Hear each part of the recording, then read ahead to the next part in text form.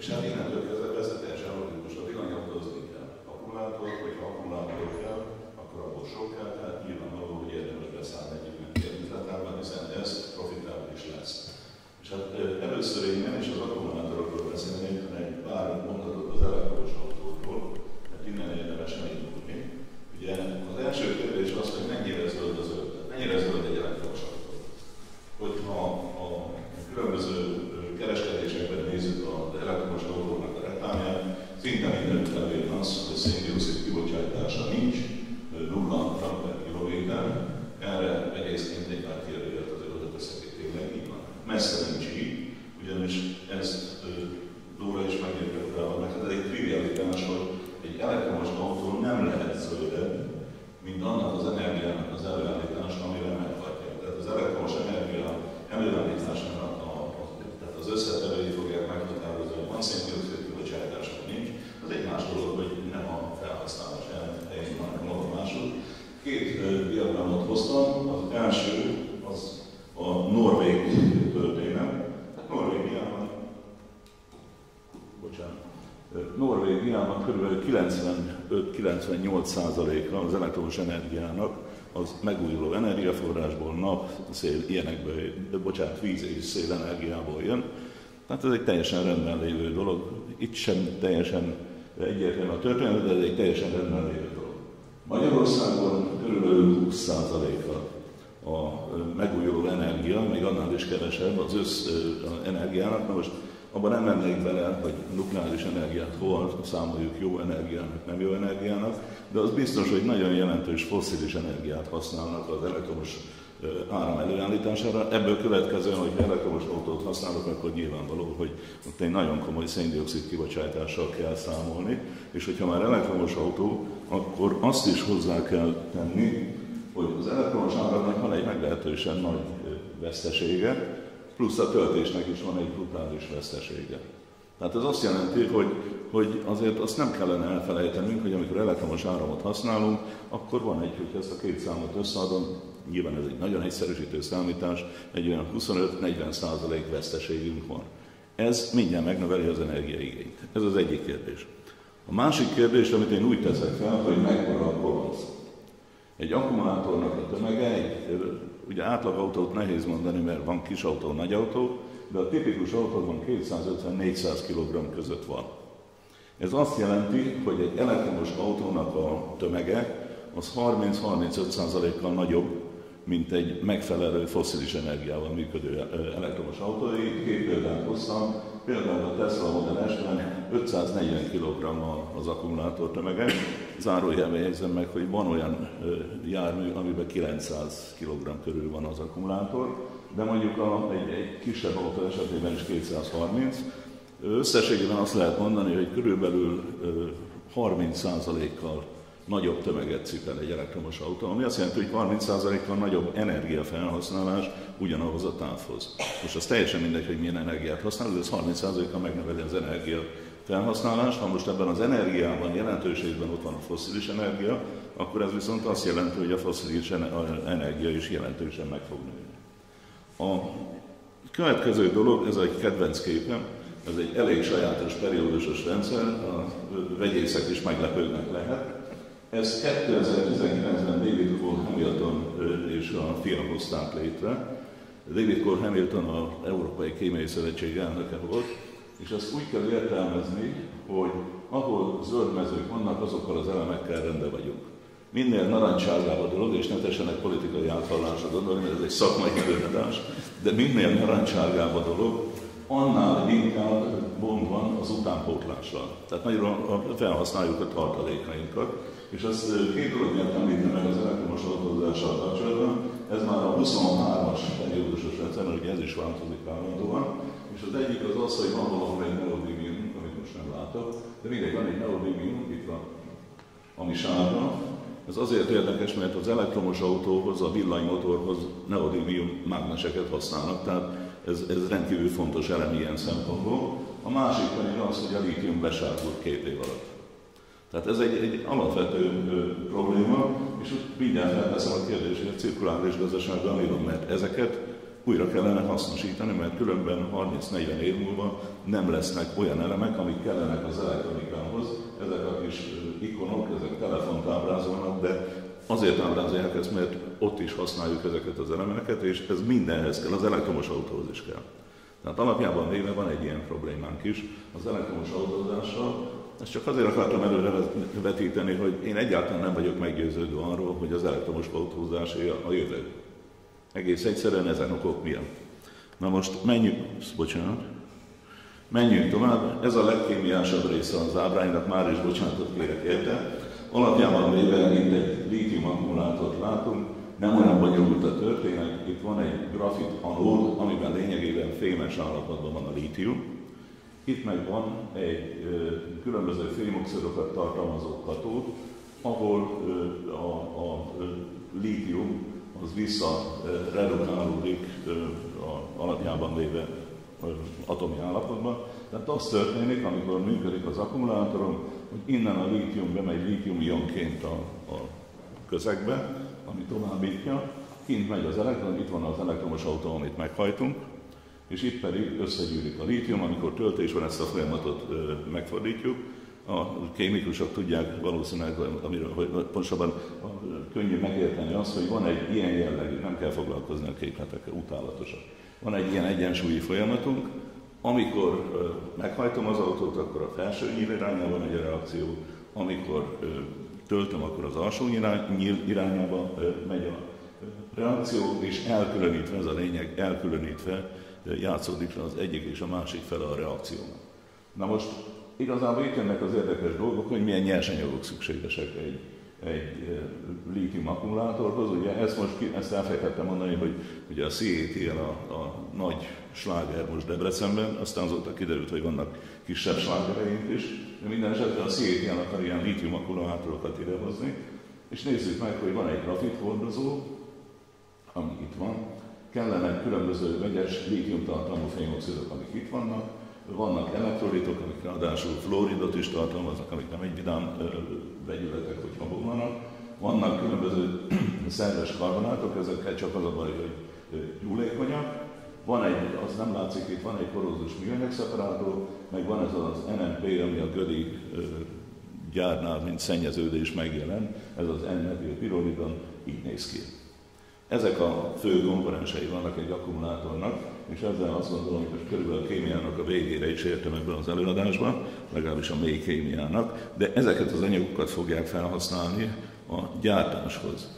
Na most itt egy kicsit érdemes elgondolkozni azon, hogy milyen lítium akkumulátor típusok vannak. Ugye itt megint megismétlem, amiről az előtt beszéltem, de a lényeg az, hogy vannak lítium-kobaltoxidot, lítium-mangán, vegyes oxidot, nikkel-mangán, kobaltoxidot tartalmazó elektródok. Ezekről azt kell tudni, hogy a kobalt meg a nikkel az nem egy kellemes anyag, hogyha szennyeződésként kikerül, tehát ez probléma. Van a lítium-vas-foszfát alapú elektród, erről pedig azt kell tudni, hogy ezek már valamivel környezetbarátabbak, mint a kobalt meg nikkel alapúak. Hát nem ez hozzák Debrecenben, hanem a legkellemetlenebben. Ugyanakkor az USA-ban ez az Amerikai Kémiai Társaságnak a heti lapja, ott jelent meg az idén az a hír, hogy sok autógyártó már emellett kötelezte el magát, tehát nem a... Tessék? Nem, de a CATL nem, hanem az Amerikában ilyen akkumulátort akarnak használni, fent a nagy tavak környékén ilyen akkumulátorgyárakat fognak építeni. A CATL-nek is van ilyen fejlesztése, de nem az hozza Debrecenben. Tehát ezt kell tudni. Tehát ez az egyik dolog. A másik dolog az az, hogy vannak az úgynevezett nátrium akkumulátorok, amik lényegében ugyanúgy működnek, mint a lítiumok, csak nátriumot tartalmaznak, azok is valamivel környezetbarátabbak, és hát vannak, ugye a probléma az akkumulátorral mindig az, hogy két paraméter, nagyon sok paraméter van, de kettő nagyon fontos. Mennyi az energiasűrűség, miután minél kisebb, nagyobb az energiasűrűség, annál kisebb tömegű akkumulátor kell. A másik kérdés pedig az, hogy hányszor lehet újra tölteni. És ugye a nátriummal eddig az volt a baj, hogy kicsi az energiasűrűség és kevesebb az újratöltési lehetőség, de ezzel most valamit csinált a CATL, mert bejelentették, hogy vannak nátrium akkumulátorai. Ezen kívül vannak egyéb akkumulátorok, amiknek a fejlesztése elindult, és ez megint egy ilyen feltételezés a részemről, hogy szerintem egy idő után a lítium akkumulátorok ki fognak pusztulni, mert hogy ahogy megy előre a munka, egyre újabb és... Tehát ez most ez egyik központi kérdés szerintem a kémiában, és pont most olvastam, hogy van valami víz alapú akkumulátor most már, aminek még nem gyártásban, ami meg azért jó, mert nem tűzveszélyes. Na most tehát ennyit kell tudni tulajdonképpen a lítium akkumulátorról, ez az ábra csak annyit mutat be, hogy változott a lítium igény felhasználás az elmúlt időszakban. Ugye itt, ha jól emlékszem, van egy 10 000 tonna, ez a mostani időszakra már évi 100 000 tonna lítiumra van szükség, és itt van egy előrejelzés, ami pedig azt mondja, hogy ennyi lesz a felhasználás, tehát így változik a felhasználás. Ez azért érdekes ez az ábra, mert ez ugyanaz a cég produkált ezeket az előrejelzéseket, csak mindig egy évvel később. És az látszik, hogy egyre inkább nő a lítium iránti igény. Itt csak annyit mondanék, hogy van egy félreérthető fogalom, hogy a lítium-karbonát egyenértékben szokták a lítiumot mérni, és nem feltétlenül lítiumban, de ez most részletkérdés. És akkor hogy jutunk a lítiumhoz? Nézzük meg, hogy milyen nyersanyagok kellenek. Ugye itt ezek a becslések is érdekesek. Amikor először elkezdtem ezzel foglalkozni, még akkor azt mondták, hogy nagyjából 20 millió tonna van a világon, amit fel lehet használni. Most már ilyen tartományt adnak meg, de a kérdés az, hogy lehet kinyerni. Most a jelenlegi technológia, ugye Chile, Kína, Ausztrália, ezek a fő lítiumforrások. Chilében például ilyen nagy sóstavakból kiszivattyúzzák a lítiumtartalmú sóoldatot, utána ezt bepárolják, egy laza másfél év kell ahhoz, hogy egy 6%-os lítiumoldatot csinálják, mert ezt többször bepárolják, és így tovább. És ilyen nagy tárolómedencékben, egyébként gyönyörűen, csak ilyen nagy tárolómedencékben párolják be ezeket az oldatokat. És hát ugye másfél év alatt jutunk el odáig, hogy egy 30-35%-os lítium-klorid oldat képződjön. Csak hogy ehhez kell 1 tonna lítiumhoz kell 2200 tonna víz, meg van egy 15 tonna üveghatású gáz, amit kibocsát a lítium. Tehát ha most ezt még hozzászámolom azt, hogy nulla a széndioxid kibocsátása az elektromos autónak, ezt azért nem lehet figyelmen kívül hagyni, mint ahogy azt sem lehet figyelmen kívül hagyni, hogy lítium-karbonátot kell előállítaniuk, ami azt jelenti, hogy van egy ioncsere a bór eltávolítására, van egy nagy pH-jú kezelés a magnézium eltávolítására, lítium-karbonás lecsapása, ez mind környezetromboló hatású technológia, mert a lúgosítás se tesz jót, az ioncserével is vannak alapvető problémák, tehát messze nem igaz az, hogy egy nulla környezetkárosító technológiával dolgozunk akkor, amikor egy elektromos autót hajtunk. Hát a kobaltbányászatról csak ezt a képsort hozom. Állítólag Kongó nagyon komoly pénzeket kapott arra, hogy megszüntesse a gyerekmunkát, meg a kézi kitermelését. Hát sajnos nem jutott el odáig a pénz, én nem tudom milyen országok vannak a világban, de minden esetben ott nem jutott el, és hát azért a gyerekmunka eléggé jelen van, és azt mondják, hogy Kínában is körülbelül így megy a kobaltbányászat. Na most itt van a nyersanyagok, nem akarok sokat vacakolni vele, annyit csak, hogy Európában a lítium akkumulátor gyártáshoz nincs nyersanyag. Pont. Azt lehet ragozni, de nincs. Azaz, ha valaki ide lítium akkumulátorgyárat hoz, akkor a nyersanyagot is be kell hozni valamilyen szinten, mert különben nincs honnan venni lítiumot. Van egy ilyen termálvizes történet, ahol nem fogok egyáltalán belemenni, az egy fantazmagória, tehát nincs nyersanyag, ez a lényeg.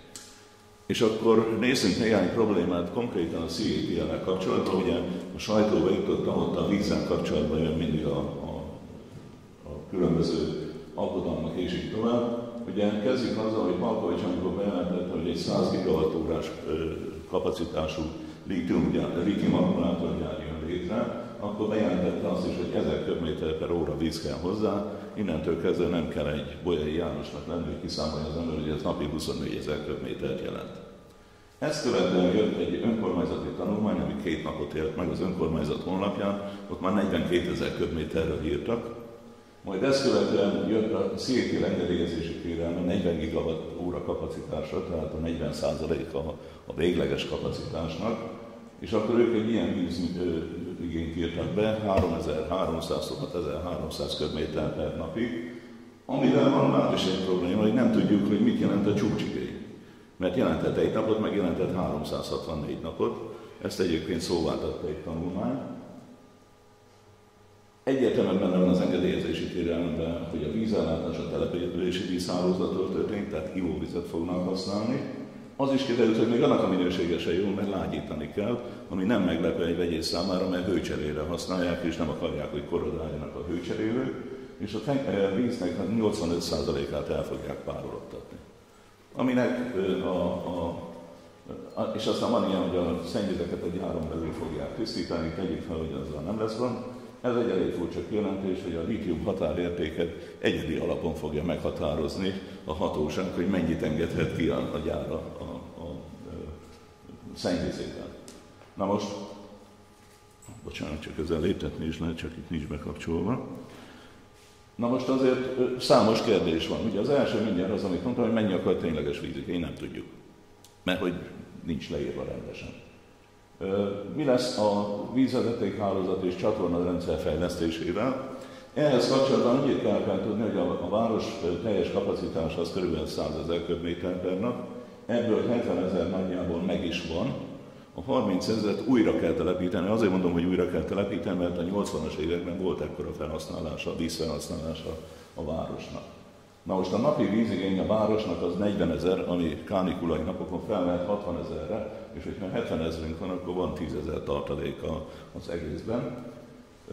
És hát ugye, ha most nem a 40%-ról beszélünk, hanem a CATL teljes kapacitásáról csúcs felhasználásnál, az bizony közel 16 000 köbméter víz per nap. És erre mondják azt, hogy de hát ezt még tudja a város kezelni, tudja, hogyha olyan infrastruktúra lesz beépítve, és még mindig nem vagyunk teljesen rendben a történettel, ugyanis egyrészt a távozó vízpárral ollószerrel is szennyezett, és nem világos, hogy mik lesznek a mikroklimatikai hatások. 15 000 köbméter vizet, ha elpárologtatnak, ennek a 85%-át, az a mikroklimát megváltoztathatja. Most hallottam ezt a kifejezést először, hogy ipari hóesés lehet generálni vele, hogy az történhet. És mi lesz az intenzív rétegvíz kitermelésnek? Ugyanis azt kell tudni, hogy Debrecennek a vízellátása két forrásból van. Az egyik a keleti főcsatorna, ez a felszíni víz, a másik pedig a rétegvizek, amit a nagy erdő alól szívnak ki. Hozzátenném mindjárt, hogy nem a nagy erdő fájnak a gyökerei alól, az majd később fog onnan leszivárogni, mert a rétegvizet azt ilyen 100-200 méter mélyből hozzák fel, de ennek vannak hatásai. Felerősödik a talajszennyezések migrációja. 2010-es tanulmány szerint az egyik a nagy vízellátó telepnek a kútjait át kéne helyezni, mert a szennyeződés az közeledik a vízadó réteghez. A felső vízrétegek süllyedése és a város süllyedése. Jelenleg Debrecen, ezt szokták mondani, egy tölcsérben van, és jelenleg a város évente olyan 3-7 mm süllyed. Ha megnöveljük a rétegvízkivételt, akkor az nyilván meg fog erősödni. Na most ezeknek a kérdéseket például a 10 után vízügyi igazgatóságnak az anyagában ez benne van, ezt második 10-én írta a Kincses Dániel az igazgató, és már márciusban ki is rúgták a pozíciójából, úgyhogy, de azt kell, hogy mondjam, hogy ez a tanulmány, ami aztán azóta már megjelent és hozzáférhető, ez az egyik legtisztességesebb szakmai anyag, ami az engedélyezés során képződött. És van még egy disznóság az egészben, ez pedig az, hogy mindig a CATL-nek a vízigényéről beszélünk. Csak hogy bekerül a déli ipari körzetbe egy 3300 köbméter per nap felhasználású katódgyár, bekerül egy fóliagyár, a BMW-nek az nem ugyanaz a telep, de ugyanazt a vízbázist használja. Van egy évi 1500 köbméter per nap vízfogyasztása, és még nem tudjuk, hogy mi lesz az EV Energy-vel, ami ugye ez a legújabban bejelentett akkumulátorgyár. Tehát, hogy ezeket összeadjuk, akkor bőven 20 000 köbméter per nap fölött vagyunk, ami már azért nem lehet arra regyíteni, hogy majd megoldjuk valahogy. A szürke vizet külön kellene, ez engem rohadt mód irritál, meg kell, hogy mondjam. Tehát amikor egy szakember, ivarérett szakember tegyük hozzá, rosszul használ egy szakkifejezést, az engem irritál. Na most az a helyzet, hogy itt egy kis magyarázat kell, ha eligazodok, ez a repterünk, itt van a vízműköd, így jön a víz, itt lesz valahol a cég, és mellette ez a vonal jelenti a szürke vizet. A probléma az, hogy a szürke víznek szakmai definíciója van. Szürke víz az a szennyvíz, amiben nincs vizelet, nincs széklet. Zuhanyzásból, mosásból, mosogatásból, ilyenből származik. Egy enyhébb szennyvíz, fogalmazzak így. Egy deka nem képződik a városban. Kiderült, hogy ők a kezelt szennyvizet akarják tovább kezelni, és ugye itt megint egy vagonkérdést fel lehet tenni. Papp László kijelentette, hogy 70% lesz a szürke víz aránya. Még egyszer utókezelt szennyvízről beszélünk. Szijjártó kijelentette legutóbb, hogy 95% lesz az újnál ennek a víznek az aránya. Csak ugye az a helyzet, hogy a CATL, az előbb elmondtam, hogy például a víz egy részét, a felhasznált víznek egy jelentős részét lágyítja, mert a csapvíz sem elég.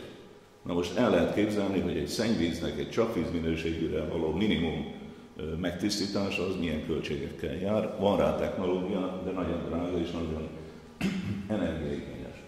És Debrecenben a szennyvíznek nagyon magas a sótartalma, ami azért lényeges, mert ez meg különösen nem alkalmas arra, hogy hőcserélőben használják, mert ez korrodál. És semmit nem lehet tudni arról, hogy akarják utókezelni. Ez pedig egy nagyon központi kérdés. Viszont azt már lehet tudni, hogy ezt is mi fizetjük meg, mert ezt Papp László bejelentette, azóta ma már, aztán pont már bejelentették azt is, hogy egy ilyen 70-80 milliárd forintot fognak erre az utókezelőre fordítani állami pénzből. Tehát csodálatos a történet, bejön a kínai hitelből megépítjük neki, amit kell, adunk neki 310 milliárd forint, bocsánat. 300, de ez majd előjön megint. De a lényeg az, hogy ehhez még jönnek ilyen burkolt támogatások, és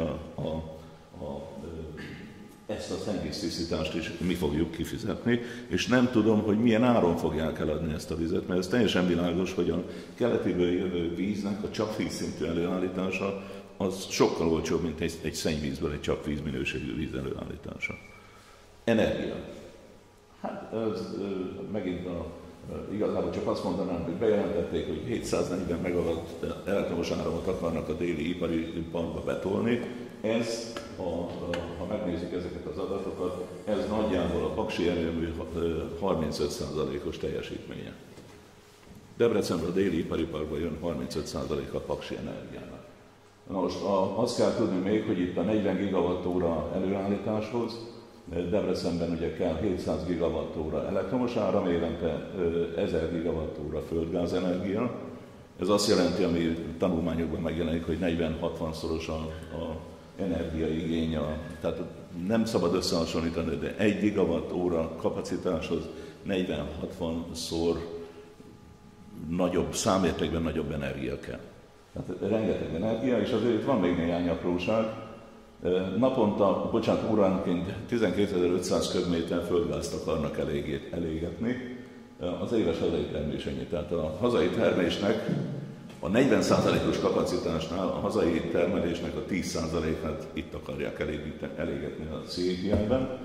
A gyár széndioxid kibocsátása évente kb. 500 000 tonna lesz. Ez azért érdekes, mert Debrecennek van egy klímastratégiája, amiben megfogalmazták azt, hogy a jelenlegi 2019-es 1 millió tonnát leviszik nagyjából 600 000 tonnára.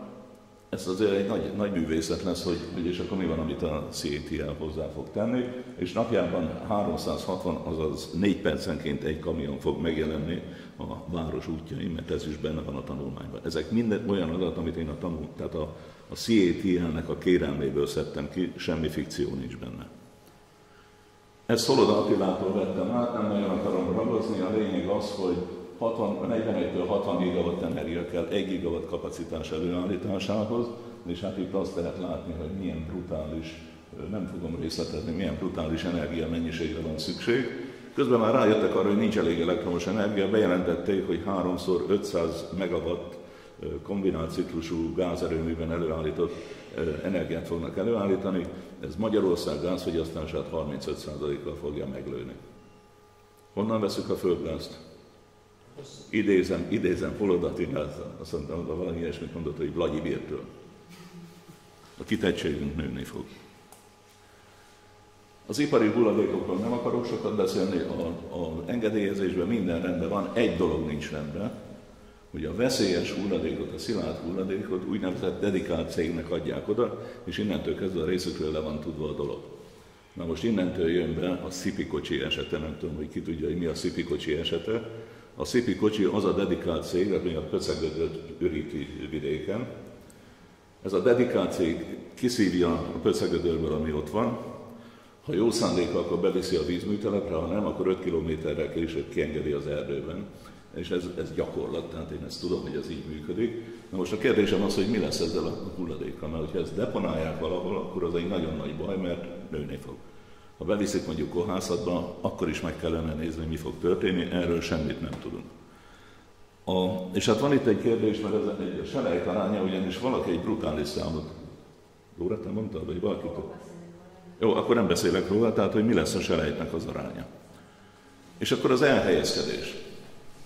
Itt a CATL, itt a debreceni repülőtér, ez itt Debrecennek már a külvárosa, meg itt van valahol Mikepésnek szintén a külső része. Ez azt jelenti, hogy a CATL ilyen 600 méter, 1,5 kilométer távolságra van, attól függően, hogy merre mérem a lakott településtől. A reptérhez is nagyon közel van, és ugyanakkor a helyzet az, hogy amikor igazán környezetvédelem van, az attól van, amikor baleset van egy ilyen gyárban.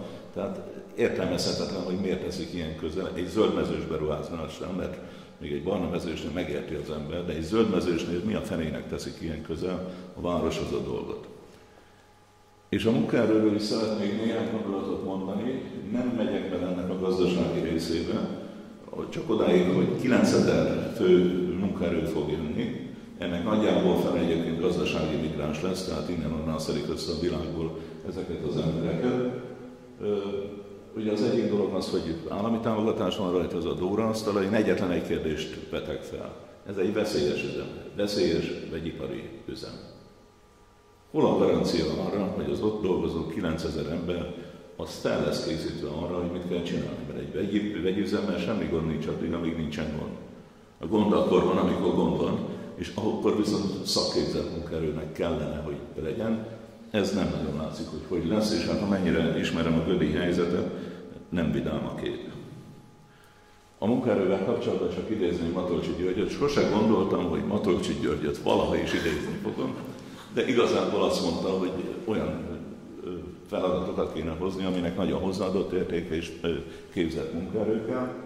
A Miklósi Ferenc neve lehet, hogy nem sok mindent mond itt, de ő a helyi iparkamara elnöke, nem politikus, de azért nem ellenfele a jelenlegi kormánypártoknak, ő is ugyanezt mondja. És ez nyilvánosan megjelent, tehát ez megint csak ez lényeges. Úgyhogy én a végéhez jutottam.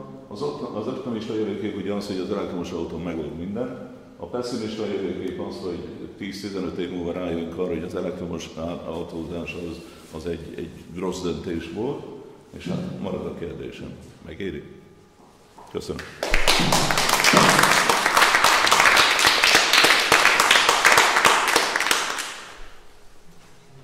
Hogy megyünk a és utána van kérdés? A kérdések majd persze. Most akkor mondjam el, hogy következő kérdés csomag a magyar gazdaság valóságos helyzetének és lehetőségének a híren. Ezt Dorától először fogjátok látni.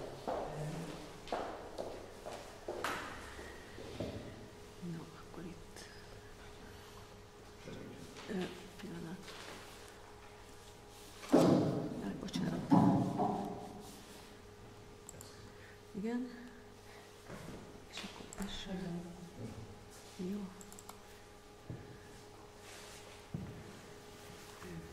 Okay.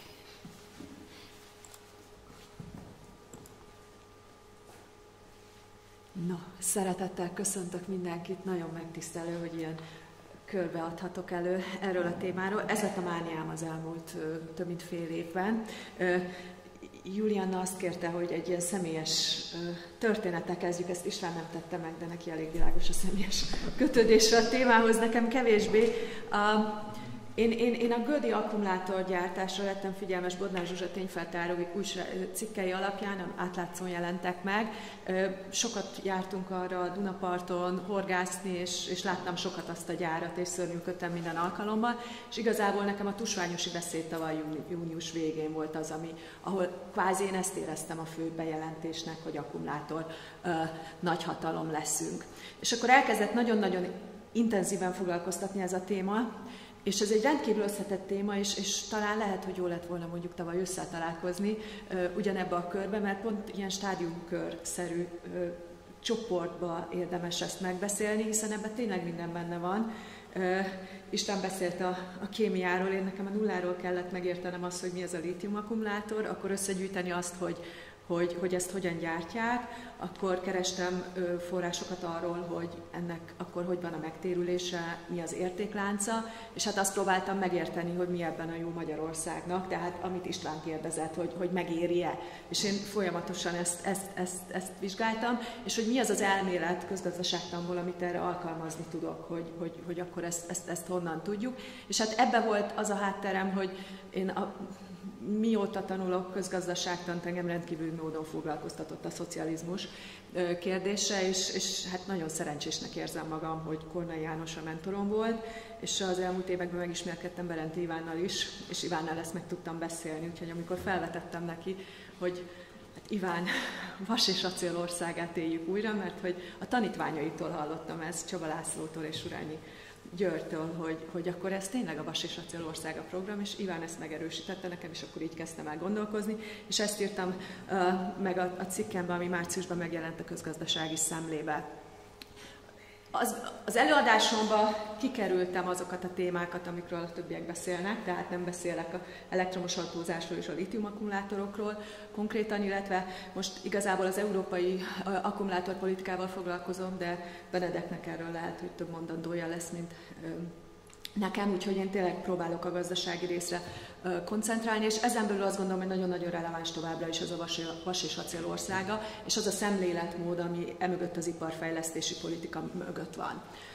Berenti Iván 1964-ben írta meg a gazdaságpolitika az első 5 éves terv megindításakor, és ebben egy rendkívül kritikus összefoglalást nyújt arról, hogy Rákosi program 1950 és 1954 között milyen hibákat követett el.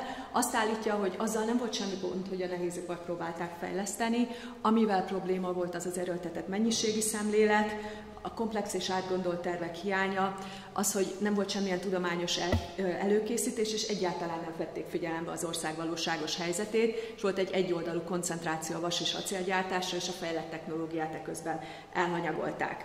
Kornai János 1972-ben teoretizálta ezeket a problémákat, és egy nagyon átfogó kritikáját adta a szovjet iparosítási folyamatnak, az Erőltetett vagy harmonikus növekedés című könyvébe, és amit ebből átveszek és az előadásomban bemutatok, az az, hogy ez az egyetlen szektorra történő koncentráció más területektől von el erőforrásokat, és ebbe a könyvben, ez egy nagyon vékony könyv, tehát elég egy hosszú listát ad arról, hogy mi az, amire nem jut forrás ilyen helyzetben, tehát halasztás, késleltetés és mulasztás történik más szektorokban, ilyen volt akkor a fogyasztás, az infrastruktúra karbantartása, oktatás, egészségügy és a környezetvédelem, tehát igazából ez egy nagyon-nagyon korai kifejezése volt a fenntartható gazdasági növekedés programjának. No, tehát ezzel az elméleti háttérrel akkor nézzük, hogy mi is ez az akkumulátorgyártás program. Az első az, hogy hát ezt halljuk is folyamatosan a kormányzattól, hogy a magyar gazdaságban az autógyártás egy egészen kiemelt pozícióban van, és ez így is van. Tehát azt lehet látni, nem sikerül mutatni, de középső? De nem a felső középső. Megvan. Igen, tehát azt lehet látni, hogy az autóiparban meglehetősen nagy az egy alkalmazottra jutó értéktermelés, de nagyon fontos, hogy a gyógyszeriparban 1,5-szer nagyobb. Ami még nagyon fontos az az, hogy foglalkoztatásban az autóipar igazából 2,8%-kal járul hozzá, de hogyha kapcsolódó iparágakat vesszük, akkor ez felmegy 5-re, és a feldolgozó iparban képviselt hányazat autóiparban pedig 20%. Ezzel azt próbálom kifejezni, hogy a magyar gazdaság nem csak az autóiparból áll, és erről majd fogok még mutatni képeket, de először térjünk vissza arra, hogy az autóiparban milyen váltás történik. Az autóiparban ez a kék vonalak mutatják azt, hogy a hagyományos benzines meghajtású autók részesedése várhatóan csökken, és ez az előrejelzés, hogy ez a zöld, az pedig az elektromos autók, azok várhatóan nőnek, tehát óriási kereslet lesz, és óriási kereslet lesz a lítium akkumulátorokra, és igazából ezekre a tendenciákra építve gondolja a kormányzat, hogy nagyon jó ötlet akkumulátort gyártani. Már a járvány előtt megkezdődött a foglalkoztatás csökkenése az autóiparban, és ez azért érdekes, mert a termelés az nőtt, a beruházások is nőttek, és ehhez képest már volt egy kis foglalkoztatás csökkenés 2019-ben, és ennek az az oka, hogy robotizáció van az iparban, tehát ott vesznek munkahelyek, illetve az elektromos autók később pedig kevesebb alkatrészt igényelnek, sok beszállítóra nem lesz szükség, tehát valamilyen módon az akkumulátorgyárakkal ezeket a tendenciákat próbálják ellensúlyozni. No, és akkor mi is ez az akku nagyhatalom elképzelés, és itt már akkor utalok azokra a történelmi előzményekre, amikről az előbb beszéltem. Tehát ez a Visual Capitalistnak az ábrája, ami azt mutatja meg, hogy Magyarország 2027-re a világ 4. legnagyobb akkumulátor gyártója lesz, 194 gigawattóra kapacitással, ez 2023. januári, tehát az új akkumulátorgyárak bejelentése még nincs benne. Ennek a nagyságrendjét szeretném érzékeltetni azzal, hogy Magyarországon 2022-ben 441 000 autót gyártottak. Az elektromos autókban az akkumulátorok mérete az változó, tehát az átlagos elektromos autó akkukapacitás az 40 kWh, de hogyha vegyünk nagy akkumulátor, tehát ennek 2,5-szeresét, 100 kWh-s akkumulátort teszünk minden Magyarországon készülő autóba, akkor azt kapjuk, hogy a szükséges kapacitás olyan 44 GWh. És ehhez képest van ez a 194 GWh, tehát ez a 4,4-szerese, és innentől kezdve azt gondolom, nem indokolt azt állítani, hogy a magyar autóipar megmentése igényli ezt az elképesztő mértékű akkumulátorgyártást, és még egyszer az új beruházások ebben nincsenek is benne, plusz más cikkek még ennél is nagyobb 240 GWh-s kapacitást vetítenek elő Magyarországra, tehát még ennél is több, és ebből adódóan ezek nem is feltétlen az itt készülő elektromos autóba fognak bekerülni, hanem ez egy exportszektor lesz az ország számára. Óriási beruházások vannak, és itt ez Cirfusz Márton ábrája, és tudjuk, tehát ugye Göd a legnagyobb, Debrecen, Iváncsa, és nagyon fontos, hogy ezek nem csupán, és István előadásában is előkerült, hogy nem csupán maga az akkumulátor celláknak a gyártása, hanem a katód, anód, szeparátor és a hasonló alapanyagok. És ami nagyon fontos az az, hogy van egy egyoldalú koncentráció, és ennek a nagyságrendje, igazából erre is figyelmes lettem már bőven, tehát tavaly év közben, amikor nagyon boldogan újságolták a kormány tagjai, hogy 60-70% az összes külföldi működőtőkének érkezik az akkumulátoriparba, illetve az autógyártásba együtt, ami egy nagyon egyoldalú koncentrációt jelent egyetlen szektorra, és hogyha igaz az, amit István mond, hogy egyáltalán nem biztos, hogy az elektromos autózás a jövő, akkor amikor a külföldi működő 70%-a ebbe az egy szektorba érkezik, akkor óriási kockázatot vállal az ország ezzel. És itt visszatérek arra, hogy mekkora is a GDP-hez mérve a feldolgozóipar és a külföldi működőtőkeállomány hogyan alakul. Tehát azt jelzi, hogy 2015-ig lehetett látni, hogy a szolgáltatások külföldi működőtőkeállománya nagyságrendekkel nagyobb volt, mint a feldolgozóipar, és ez megváltozott, tehát most már a feldolgozóiparban van a nagyobb külföldi működőtőke, és hát nagyon fontos, hogy igazából ez a hozzáadott érték szempontjából fontos, hiszen a magas hozzáadott értékű üzleti szolgáltatások azok sokkal jobbak a gazdaságnak.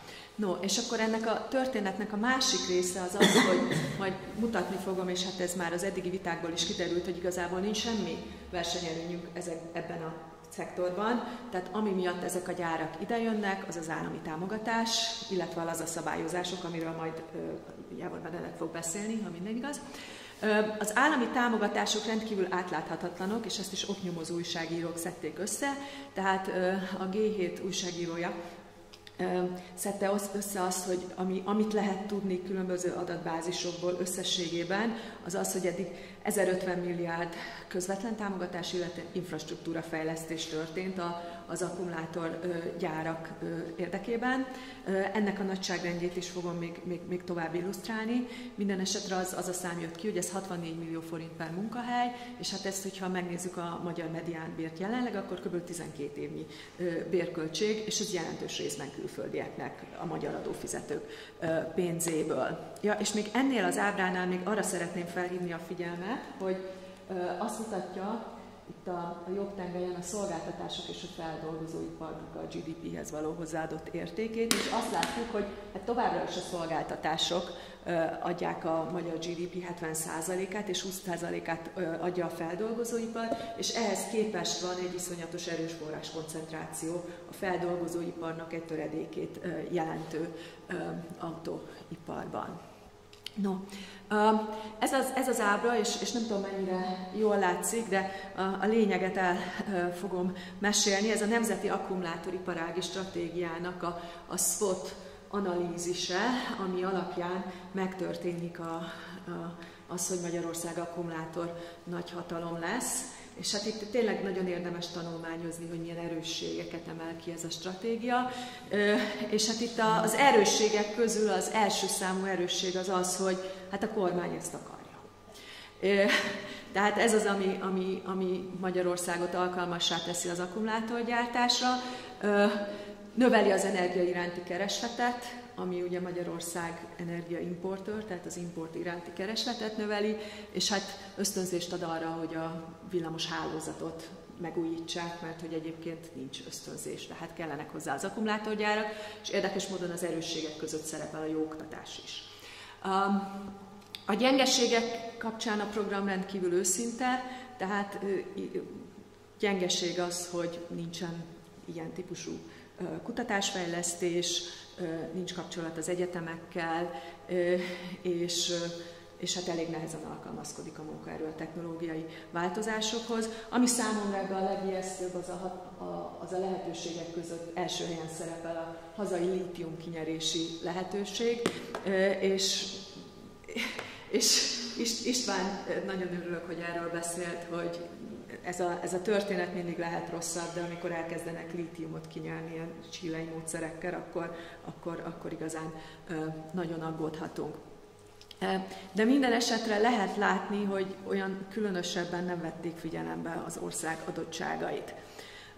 És hát igen, erről ez talán a legfontosabb, de erről részben beszélt István, és nagyon-nagyon, tehát az elmúlt hónapok vitáiban erről nagyon sok szó esett, úgyhogy csak ilyen nagyon egyszerű módon foglaltam össze, hogy mi az, ami van, és mi az, ami nincs az akkumulátorgyártáshoz. Tehát semmilyen hazai technológia nincs, importáljuk a technológiát, és nyersanyag sincs semmilyen. A lítium kinyerés az pedig egy ilyen rendkívül ijesztő perspektíva, de remélhetőleg ezt nem fogják kockáztatni. Az energiáról István beszélt. Nagyon jó Holoda Attila ábrája arról, hogy mennyivel növeli meg ez a magyarországi energiaszükségletet, tehát a kormány is úgy számol, hogy egy olyan 50%-kal, ami nem tudjuk még honnan lesz ez az energia, tehát az elmúlt 8 hónap kormányzati tevékenysége az részben folyamatosan arról szólt, hogy akkor valahonnan kellene szerezni energiát, és akkor ez lehet napelempark, vagy valahogy megoldják, vagy azeri-zöld áram a Fekete-tengeren, a vezetéken keresztül, az alá aknázott Fekete-tengeren, és akkor ez a gázerőmű a legutóbbi, de tehát igazából nem tudjuk. A vízről is beszélt István, erre annyit szeretnék hozzátenni, hogy Gödön a Samsung 40 gigawattórás akkumulátorgyárához 27 000 köbméter per nap szükséges, tehát nagyon-nagyon furcsa lenne, hogyha Debrecenben a CATL ezt 1/9 vízből megoldaná, és a munkaerőről is szó volt. A CATL teljesen nyíltan közölte, hogy igazából ők kínai munkaerőt fognak hozni, utána pedig robotok fognak dolgozni, és a kormányzat pedig 500 000 vendégmunkásra számít, és miután várhatóan külföldről, Ázsiából. Ami van ebben a történetben, az ez a kormányzati elköteleződés, ezt fejezi ki az irtózatos támogatás, és nagyon-nagyon fontosak az a szabályozások, tehát a GÖD az azért is elrettentő példa, mert léteznek környezetvédelmi szabályozások, de ezeket nem kényszerítik ki a hatóságok, a bírságok nevetséges mértékűek az árbevételhez képest, tehát a cégnek sokkal kevésbé költséges kifizetni a bírságokat, mint orvosolni a problémákat, és nagyon-nagyon ijesztő a munkaerő helyzete, tehát itt 12 órás folyamatos munkaidejű állások vannak, operátori állások, 70-80% a kékgalléros munkakör. Én a kutatásaimban megnéztem elég sok álláshirdetést ezzel kapcsolatosan, tehát mediánbér alatti 12 órás folyamatos munkaidő veszélyes környezetben, és hát Székely Tamással a Vegyipari Dolgozók Szakszervezetének az elnökével több közös fellépésünk volt, és elképesztő történeteket mesél, tehát a Gödi Samsung gyárban például, aki kiejti azt a nevet, hogy szakszervezet, azt kirúgják.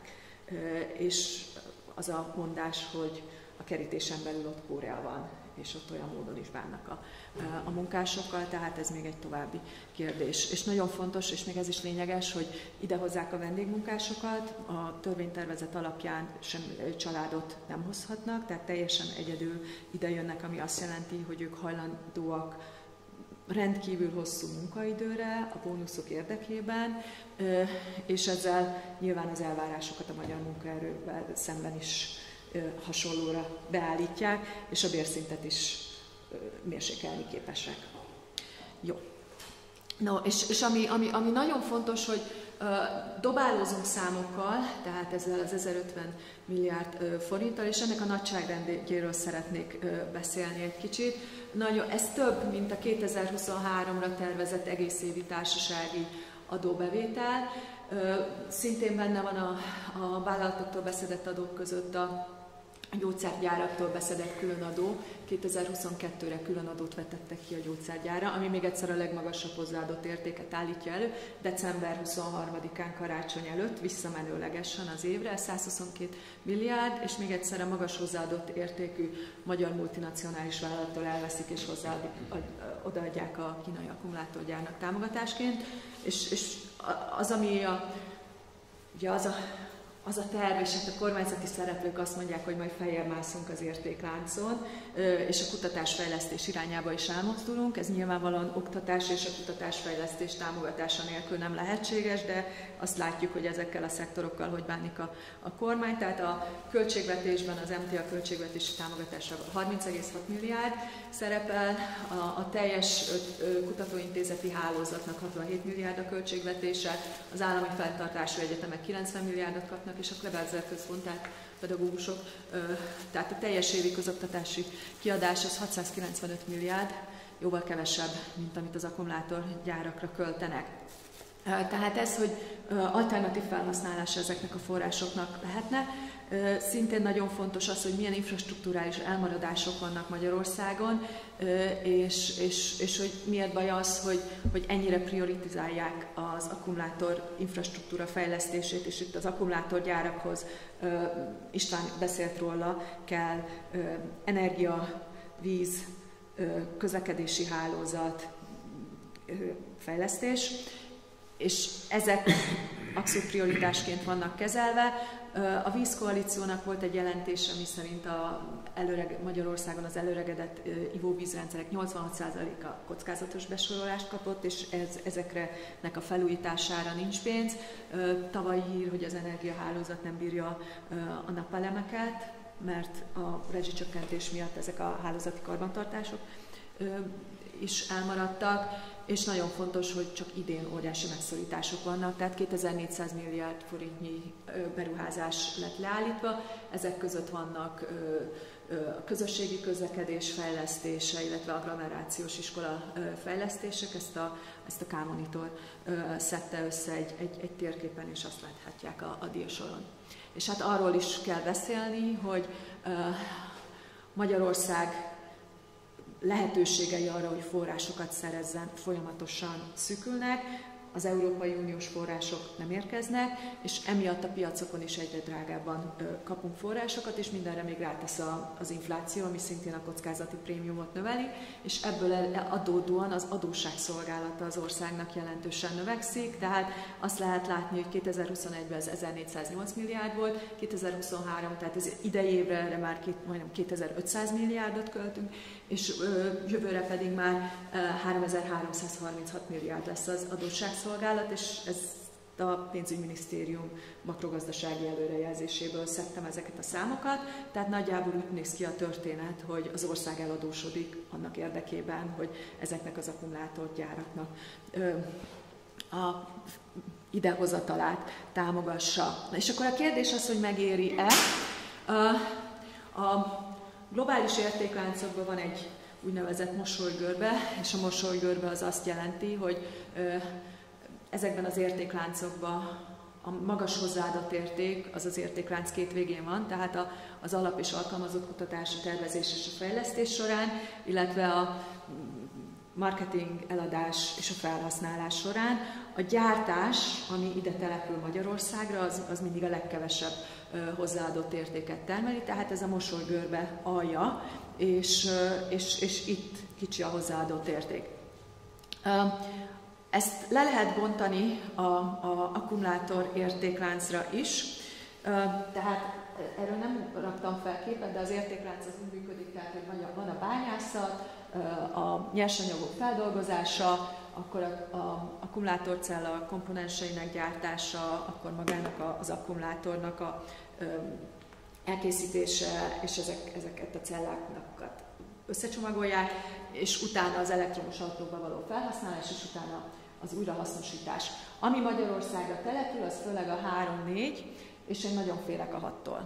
Tehát az újrahasznosítás, erre vissza fogok térni, de minden esetre azt lehet látni, hogy a cellakomponensek kialakításában van a legkisebb hozzáadott érték, és a legnagyobb az pedig az elektromos autókba való beszerelés, tehát a legnagyobb haszon majd a német autógyáraknál lesz, akik ezeket az akkumulátorokat felhasználják, és ennél nagyságrendekkel kisebb a haszon magán a gyártáson, de a gyártás sem magyar, mi csak a telephelyet biztosítjuk, tehát a kínai cég és a dél-koreai cégnél van ez a haszon. A kérdés az, hogy megtérülnek-e azok az állami támogatások, amiket a magyar állam biztosít, mert az teljesen nyilvánvaló, hogy a német autógyárak számára nagyon jó, hogy Magyarországon gyártják az akkumulátort, és mégpedig azért, mert István azt gondolom nagyon jól elmondta azt, hogy ezek nagyon-nagyon nehezek, tehát nagyon nehéz szállítani őket, nagyon költséges szállítani őket, tehát sokkal jobb, hogyha azonnal be tudják szerelni az autóba, és nagyon fontos, hogy Magyarország az Európai Unió tagja, közös piac tagja, és emiatt a kínaiak pedig a vámokat, és a koreaiak a vámokat spórolják meg az akkumulátorokon. De az, hogy a magyar adófizetőknek megtérülnek a támogatások, az kérdés. Az kétségtelen, hogy a GDP-t számszerűleg növeli.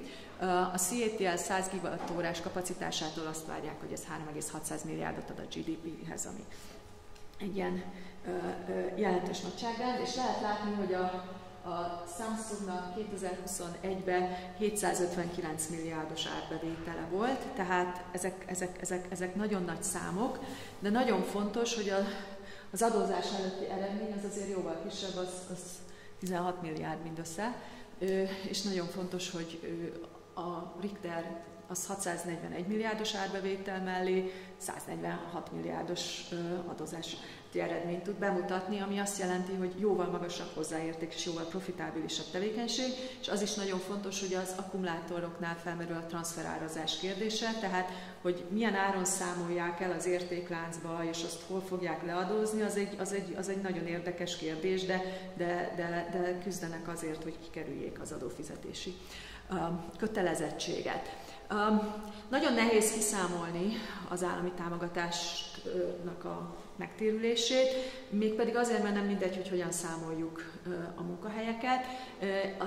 És én tettem egy kísérletet erre a cikkemre, és 7,5-17 év megtérülést becsültem, de tisztában vagyok, hogy ez nagyon pontatlan. Mégpedig azért, mert a feltevésektől függ, tehát hogy ha ezeket a munkahelyeket új munkahelynek tekintjük, az egy kérdés, tehát hogyha itt mondjuk 50% magyar munkaerő lesz, az 50% magyar munkaerő valahonnan hiányozni fog, hiszen munkaerő hiány van, és amit István felvetett, hogy debreceni vállalkozók egyáltalán nem örülnek, de egyébként kis középvállalkozók egyáltalán nem örülnek ezek az akkumulátorgyáraknak, és ezt láttam, hogy kormányzattal is elég sok helyen közölték, mégpedig elszívják tőlük a munkaerőt valamivel magasabb fizetésért, és éppen ezért igazából csak a többletjövedelmük tekinthető pluszbevételnek, nem a teljes állásuk után fizetett bérek és járulékok, tehát hiányozni fognak a magyar kis- és középvállalatokból azok a magyar munkások, akik ott dolgoznak. Az kérdés, hogy mekkora a külföldi munkaerő aránya. A külföldi munkaerő, főleg, hogyha család nélkül jön ide, akkor azért jön ide, hogy hazautalja a jövedelmének egy jelentős részét, tehát ez a jövedelem innen kikerül, nem lesz belőle itthoni fogyasztás, és ez is csökkenti azt, amennyi haszon van utánuk.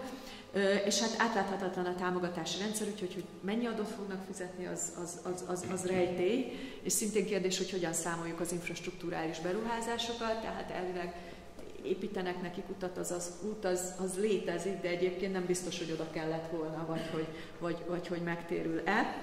Itt Éltető Andrea írt egy nagy tanulmányt, és neki vannak számai, tehát itt a Samsung és a SK-on, tehát a komáromi akkumulátorgyárnak az adatait mutatja be 2020-21-re, és ezen azt lehet látni, hogy ezeknél tudjuk, hogy egy részét az állami támogatásnak, tehát a Samsung az 174 milliárdot kapott, a SK-on pedig 76 milliárdot, és ehhez képest a Samsung 2020-ban társasági adóban 678 milliót és 1 milliárd 600 milliót, 1,6 milliárdot fizetett be társasági adóból, tehát mire az a 174 milliárd megtérül, az egy elég hosszú idő, tehát amikor ezeknek a településeknek a társasági adóról beszélnek, Debrecennek is ezt teszik vonzóvá, akkor tényleg arra érdemes gondolni, hogy hát hogyha a kormány ezt a támogatást odaadta volna a városnak, akkor az gyorsabb megtérülés lett volna.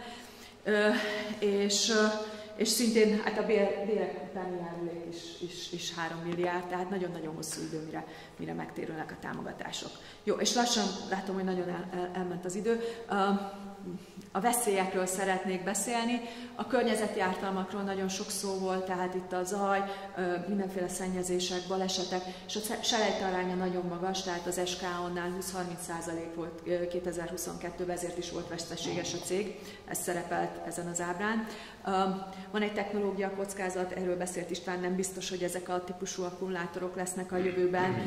Nagyon fontosak a további költségvetési terhek, és az, hogy ki finanszírozza az energetikai és egyéb infrastrukturális fejlesztéseket, és utána mennyiért kapják majd ezek a cégek az energiát, tehát a új gázerőművek azok rendkívül jelentős, nem tudjuk, hogy költségvetési vagy magánpénzekből épülnek, és akkor utána majd üzleti titok lesz, hogy mennyire szolgáltatják az energiát, tehát az is egy kérdés. A korrupciós kockázatok az minden ilyen beruházásnál adott, tehát az infrastrukturális beruházások, ami az összes támogatás több mint fele, azt jellemzően ugye a kormányhoz közeli cégek végzik, tehát, és ez is egy módja ezeknek a támogatásának, és hát a geopolitikai kockázat is ott van, ami nem is kockázat, hát bekövetkezik orosz függőség az energiaigény miatt, és kínai függőség a nyersanyagok és a technológia miatt, és amire fel akarom hívni a figyelmet, és amiről szerintem nagyon fontos beszélnünk, és itt nagyon sok kiváló kémikus ül itt a teremben. Az Európai Unió egy rendkívül szigorú akkumulátorszabályozásban egyezett meg 2022. decemberében. 100%-os a begyűjtési arány az elektromos autóakkumulátorokra, és ez nagyon széles körű a gyártói felelősség. Meghatároztak számszerű célokat arra, hogy mennyit kell újra hasznosítani a nyersanyagokból, és ami nagyon lényeges, és ami a világ legszigorúbb szabályozásává teszi az európai akkumulátor szabályozást, az az, hogy 2031-től meg van határozva, hogy az új akkumulátoroknak kötelező újrafeldolgozott tartalma van, és ebben benne van egy 6%-nyi lítium, tehát minden új akkumulátorban 6% újra felhasznált lítiumnak kell lennie, és amit én olvastam, és amire a véleményre kíváncsi vagyok, az az, hogy én úgy olvastam, hogy jelenleg a lítium újrafelhasználása nem gazdaságos, a technológia rendkívül drága, rendkívül energiaintenzív, plusz még veszélyes is, és emiatt nincs újrahasznosított lítium a gyártásban, és ez azt a veszélyt hordozza magában, hogy az a rengeteg itt gyártott akkumulátor, amit utána vissza kell venni és újra kell hasznosítani, az egyrészt idehoz egy mérgező ágazatot, ami ráadásul még semmilyen nyerességet nem hordoz magában, tehát azt gondolom, ez nagyon veszélyes. És az összegzés az pedig hát egy ilyen nagyon sötét kép, tehát összességében az akkumulátorgyártás Magyarországot a közepes jövedelem csapdájában tartja, ami az alacsony költségekre épülő versenyképesség erőltetését jelenti.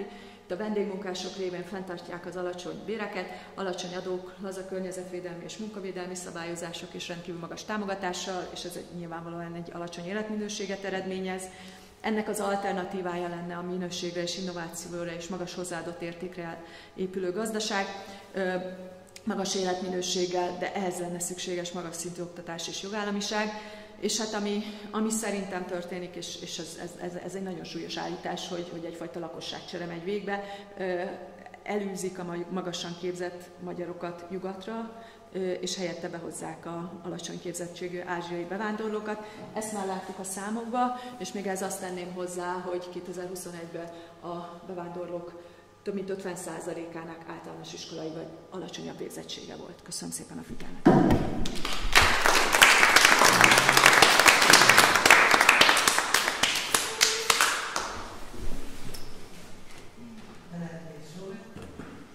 Sajnos egyre rosszabbba kerülünk, azt hiszem, ahogy bűvölgélünk és hallgatjuk, és akkor szeretném majd segíteni bekapcsolni Gábor Benedekes könyvbe, aki tulajdonképpen arra azt szeretném megtudni, hogy milyen is ez a szigorú szabályozás Európában, és milyen ezzel szemben a magyar szabályozás, és nem csak a környezeti szempontból, hanem a munkaerő szempontból is, mert egészen drámai dolgokat mondott az előttől előttünk, és tulajdonképpen nem meg ki volt Székely Tamásnak, de nem tudta eljönni, de valószínűleg csak hőzöttem a rossz kedvű terét, hogy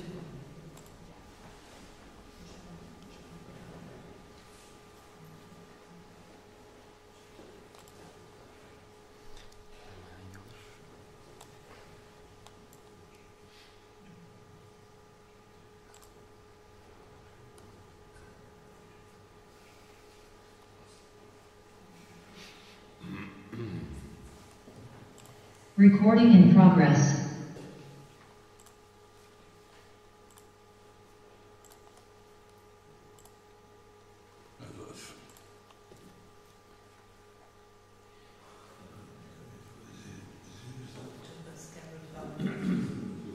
Szervusz, Bence! Hallasz minket?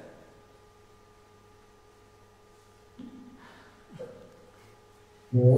Mi most látunk és hallunk téged. Kicsit akadozol. Ti hallatok engem? Igen, és te nem akadozol. Jó. Kedves, mondhatom azt, hogy Bence. Jó, akkor nem tudom, is kapcsolod a kamerát. És mondjátok, ha kezdhetem.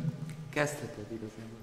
Igen, még azt hadd tegyem hozzá, hogy én azt írtam... Júli, menj oda, hogy vegyen. Ja, bocsánat, persze. Kedves Bence, én azt írtam, hogy képviselő. Ami igaz, mert aki egyszer képviselő, az mindörökre az. De kétség kívül most újabban azt kell mondanom, hogy Párbeszéd Zöldek európai parlamenti listavezetője. Jól mondom? Szerintem pont most lefagyott a Bence. Ja. Oké. Mindegy, nem fogom megesni.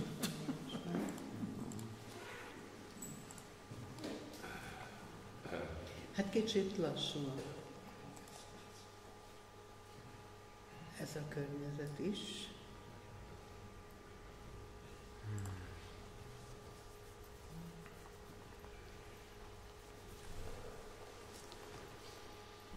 Ez az egy wifi van itt, ugye? Ami... Ez az egy. Nem tudok máshol.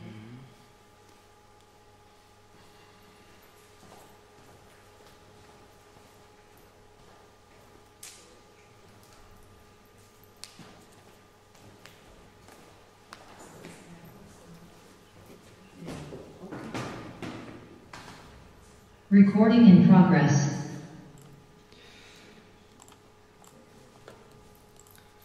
Szervusz! Jó. Én nem tudom, hogy kinél van a net kapcsolati probléma, nekem itt van internetem, de... Szerintem az itteni internet nem gyors. Most megpróbálhatjuk, ha megint ledob, utána át tudunk menni az én laptopomra, abban van beépített SIM-kártya. Üljön ide le, jó? Jó, akkor én belevágok. Igen, azt kérem. Igen.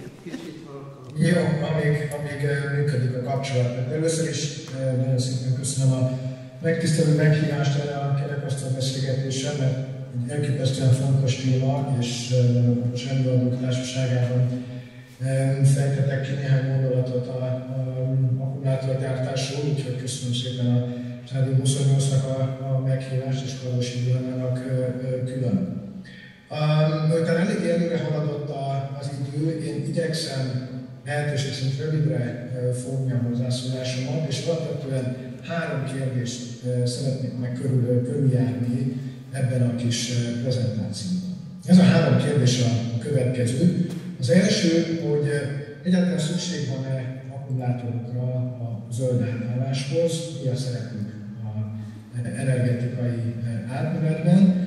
A második, hogy az akkumulátorgyártásnak az a volumen, ami a kormány elképzelései szerint Magyarországon az elkövetkezendő években megvalósul.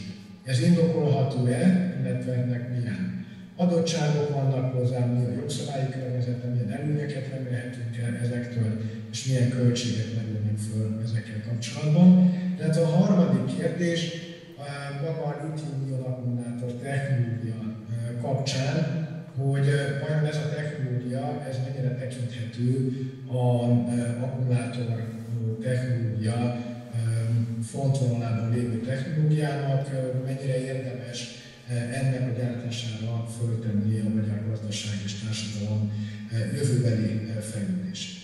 Tehát az első kérdés, hogy kellenek-e akkumulátorok a zöld átállásra.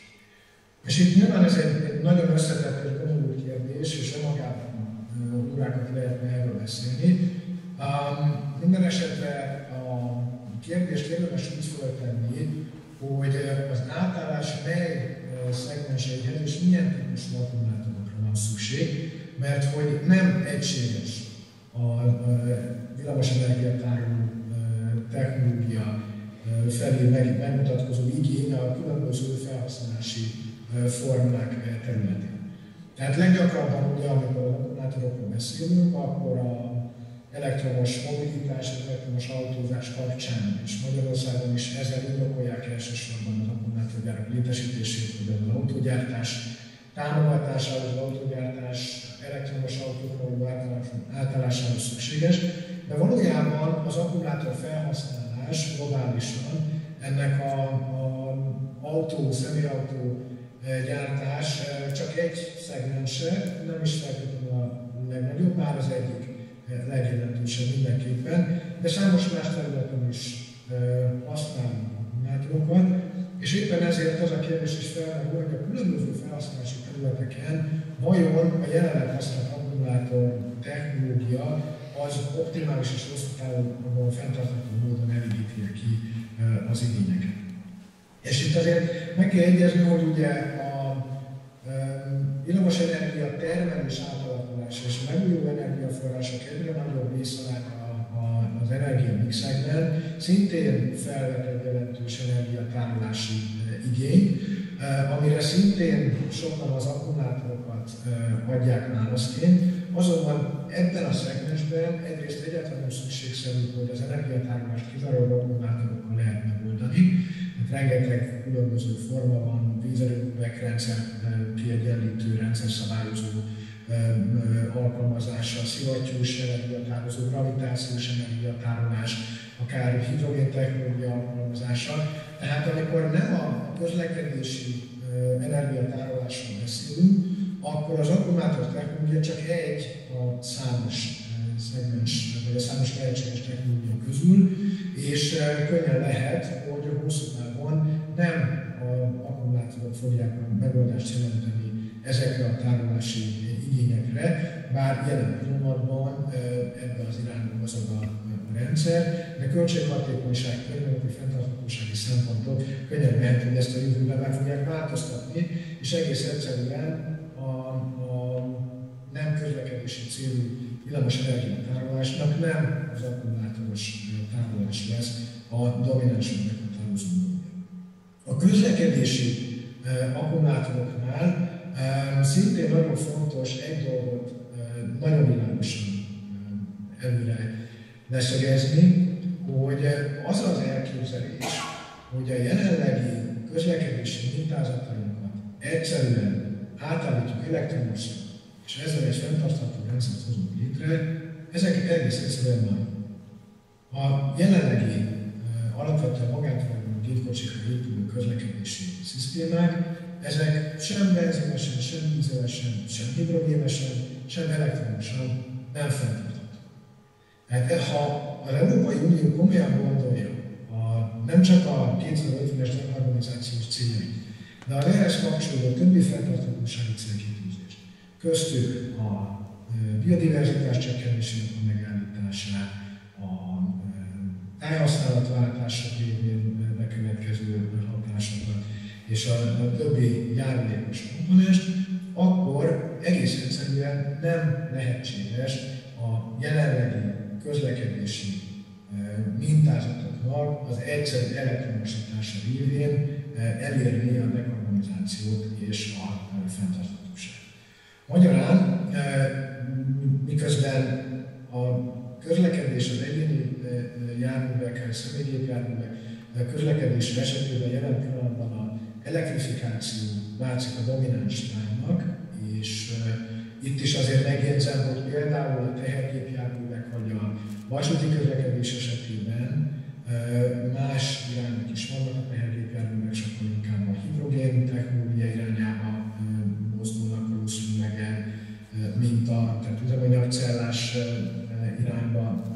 A hajózásban, a vasúti közlekedésben sem az akkumulátoros megoldások lesznek a dominánsak, de ráadásul azt gondolom, hogy alapjaiban és struktúrálisan kell újra gondolni a közlekedési struktúrákat, a közlekedési módokat, és egész egyszerűen nem lehet a jelenleg Európában futó gépjárművek helyében ugyanúgy elektromos járművet állítani, és ezzel megpróbálni az európai dekarbonizációs célokat elérni, mert ez semmilyen formában nem tud fenntarthatóvá válni, ami azt is jelenti, hogy miközben lecserélésre fognak kerülni, és ugye 2030 után a jelenlegi tervek szerint nem lehet belső égésű motorokkal szerelt járműveket eladni az Európai Unióban, és mindenképpen jelentős igény fog, vagy a jelenleginél is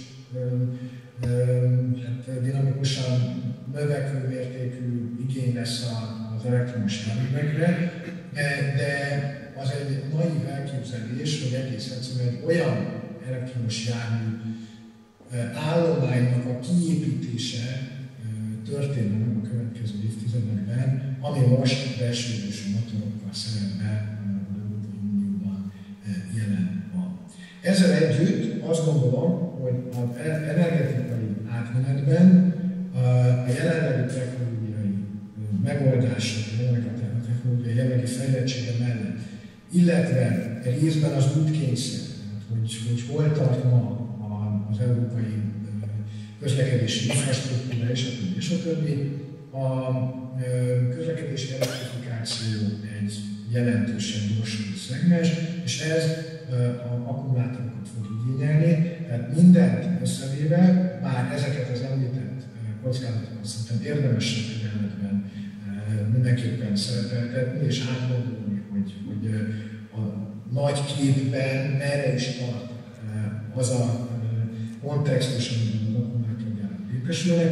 Ezzel együtt akkumulátorgyártás lesz, és akkumulátorgyárakra szükség van az energetikai átmenet mozgatása érdekében, ez nem megkerülhető.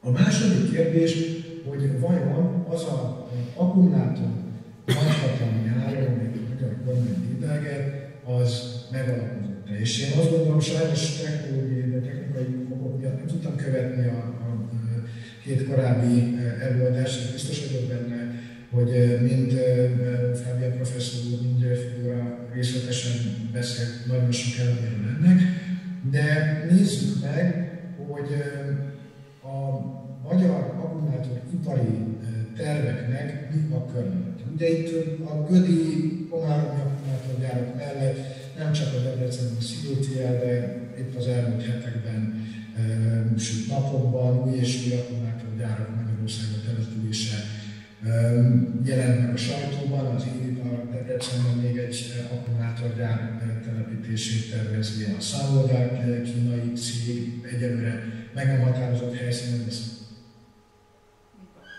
akkumulátorgyárakra. Tehát itt egy óriási boom van, messze nem látjuk még a végét annak, hogy itt milyen kapacitások érkezhetnek még az országban. Nézzük meg, hogy ez milyen kontextusban, milyen környezetben tudnak települni ezek az akkumulátorok. Az első kérdés, hogy milyen adottságok vannak az akkumulátorgyárak telepítésén. És erről biztos, hogy benne a Fábián professzor részletesen beszél. Ugye mi a három alapvető igénye vagy feltétele egy akkumulátorgyárnak: jelentős mennyiségű víz, jelentős mennyiségű energia és munkahely. Na most ebből a háromból a jelek szerint Magyarországon igazából egyik sem állt megkezdőste. Tehát ugye Magyarország, ugye szeretünk azzal kérkedni, hogy vizekben gazdag ország, meg mindenféle víz nagyhatalom vagyunk, de ez nem igaz. Hát egyrészt a Magyarországon levő vízkészleteknek 90%-a határon túlról érkezik, tehát nem nagyon ki vagyunk szolgáltatva a határon túlról érkező vízforrásoknak. Ráadásul ez a víz nagyon egyenlőtlenül áll rendelkezésre az ország területén belül, tehát van, ahol relatíve jobb a vízellátás, vannak területek, ahol viszont már most nagyon súlyos vízhiány van, és ez a súlyosan vízhiányos régió, ez döntően a Tiszaközi homokhátság, illetve a Tiszán túl éppen a Hajdúság területén a leglátványosabb. Tehát itt részben a csapadék hiány, a klímaváltozással egyre súlyosabban álló asszályjelenségek jelentik a vízhez való hozzáférés egyik korlátját, részben pedig ez egyébként összefüggésben a felszíni vízkészleteknek a megfordítása. Ugye a csapadék hiány, a csökkenő csapadék átlagok révén a felszíni alatti vízbázisok utánpótlódása is csökken, és ezáltal egyre kevésbé, vagy egyre kevesebb víz lesz a felszíni alatti vízbázisokból is elérhető, legalábbis fenntartható módon. Ráadásul, hogyha jelentős csapadék deficit van, csapadék hiány van adott régióban, az közvetlenül is növelheti például a mezőgazdasági felhasználás révén a felszíni alatti vízbázisokra nehezedő nyomást, és ennek révén a felszíni csapadék hiány az a növekvő kitermeléssel is további felszíni alatti vízbázisokban jelentkező plusz vízkivételt, és ennek révén vízhiányt tud eredményezni. És ezek a jelenségek éppen a Hajdúság Debrecen környékén nagyon súlyosan jelennek. Erről korábban Fábián professzor úrral egy debreceni fórumon már beszéltünk elég részletesen, hogy Debrecen területén a felszíni alatti vízbázisok már most is jelentős mértékben túl vannak használva. És ezt nem én mondom, nem zöld politikusok vagy zöld szakértők mondják, ezt a határon lévő az Európai Unió vízkeretirányelv elve szerint kötelezően elkészítendő vízgyűjtő gazdálkodási terv, az aktuálisan hatályos vízgyűjtő gazdálkodási terv kimondja, hogy a Debrecen környéki felszínálati vízbázisok mintegy 300%-osan túl vannak használva. Tehát már most is nagyon jelentős mértékben túlhasználjuk Debrecen város és részben lakossági részben ipari vízfelhasználásra a felszínálati vízbázisokat. Ez közvetlen hatást gyakorol egyébként a felszínen lévő és a felszínálati vízekhez kötődő ökoszisztémáknak, az fagyokoknak az állapotát is, hogy ezt egyszerűen lefordítsuk.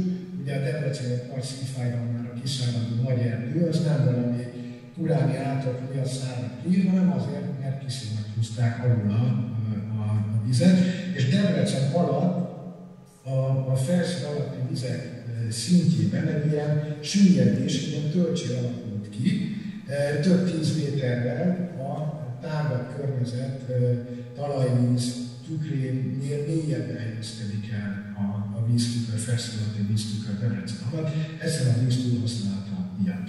Erre egyébként az Európai Unió támogatásával indult el egy vízkótó projekt, ez úgynevezett CILAPA projekt, aminek pont az a célja, hogy a nagy erdő, illetve a fancsikai tavak, ekerító és más tócópatak, más vizes élőhelyeknek a vízpótlását uniós támogatással valósítsák meg, de ezek az erőfeszítések teljesen hiányolóak lesznek, ha mindeközben a felszínen érkező vízpótlás gyakorlatilag teljesen értelmetlené teszi a felszín alatti vizeknek a fokozott felhasználása, mert egész egyszerűen olyan, mintha egy lyukas vödörrefrontról engedjük be a vizet, de alul megszivattyúzzuk ki, ezzel gyakorlatilag lehetetlenül válik ezeknek a értéke. Sokszor uniós védelem, ahogy eltűntően Natura 2000-es védelem alatt áll, ezeknek az uniós védelem alatt álló a vízhez kötődő, az felszín alatti vizekhez kötődő ökoszisztémáknak a megmentése.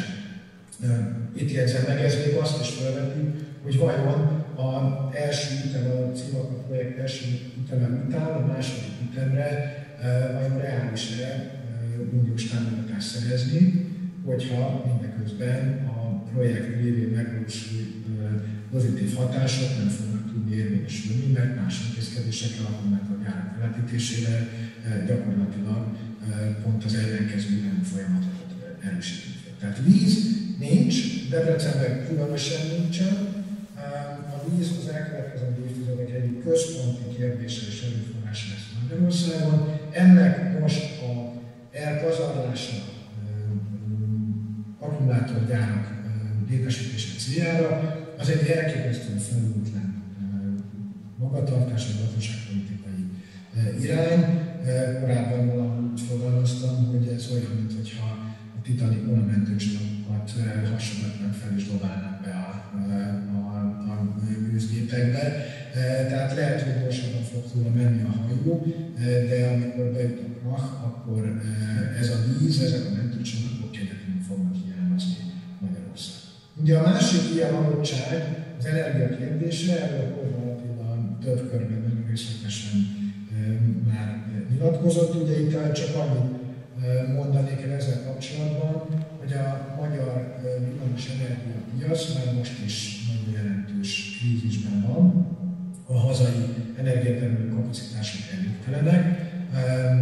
Kb. 30%-a a villamos energiának Magyarországon már importból származik, ez rosszabb időszakokban 50% fölé is fel tud menni, amikor előre nem látott meghibásolást a Paksi atomerőműben, vagy akár a Márkai erőmű nem tud a területnek megfelelően termelni, ezek mind bekövetkeztek az elmúlt hetekben események, ilyenkor akár 50%-ra is felülik az importarány a magyar villamos energia felhasználásban. Ugye részben erre a problémára számol a kormány Paks 2 beruházás, és ebben is nem fogok belemenni, de az a projekt azért hallgatlik, és hogy mikor tud, ha egyáltalán akár Paks 2, akár más nukleáris kapacitás megépül Magyarországon, hát nem a következő néhány évben, tehát itt a legoptimistább forgatókönyvök is inkább 2040 köré teszik azt, hogy a Paks 2 projekt jelenlegi formájának a fejreállását követően adott esetben akár egy nukleáris erőmű létesülni tudjon.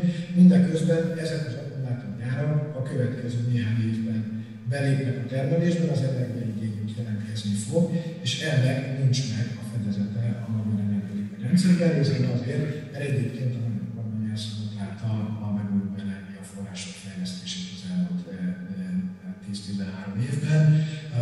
Tudjuk, hogy mi történt a szélerőművekkel, tudjuk, hogy sokáig a napenergia kapacitásokat is nagyszerűen blokkolták. Egy nagyon jelentős kapacitás deficit van a magyar rendszerben. Ezt a helyzetet tovább lehet súlyosbítani, tehát a víz mellett az energia is egy válság terület, egy válság szegmense ennek az egész kontextusnak, és erre megint csak egy újabb jelentős energiaigényt hoznak rá. És végül a munkaerő kérdéséről biztos vagyok, hogy Gyurfi Dóra erről részletesen beszél, de azt látni kell, hogy, és elég, hogyha újságot olvasok, de részben nem áll rendelkezésre a magyar munkaerő, ugye Magyarországon jelenleg nem a munkanélküliség a primer probléma, és a betelepülő akkumulátorgyárak jelentős részben külföldi munkaerő behozatalával igyekeznek a munkaerőigényüket kielégíteni. Ezzel csak annyit akarok mondani, hogy nincs meg az a igény, ami indokolná, hogy itt egy jelentős társadalmi, szociális, munkaerőpiaci problémát nem lehet másképp orvosolni, mint oda kell dobni a vízkészleteinket, és tovább kell feszíteni az amúgy is krízis helyzetben lévő energiarendszer, csak hogy munkahelyek jöjjenek létre, mert hogy nincs olyan munkaerő részéről olyan munkahely kereslet, ami indokolná ezeknek a gyáraknak a betelepülését, hiszen a munkaerőt is hozzák magukkal, részben a keleti szomszédainktól, Ukrajnából, Romániából, már Romániából egyre kevésbé, csökken a különbség a bérolóban, részben pedig a távol. Az adottságokat követően nézzük meg, hogy milyen a jogszabályi környezet, amiben betelepülnek ezek az akkumulátorgyárak, és vajon ezek milyen mértékben állnak konfliktusban az akkumulátorgyárak telepítésével. Ugye itt részben a hazai, részben a uniós jogszabályi környezetről lehet beszélni. Jó lett ez a kettő, az nagyjából azt olvastak, amikor Szijjártó Péter arról beszél, hogy a magyar környezetvédelmi jogszabályok szigorúbbak, mint az uniósak, akkor szívesen beillatnám egy Európai Unió joga egy kurzusra, mert a magyar környezetvédelmi joganyag az 90%-ban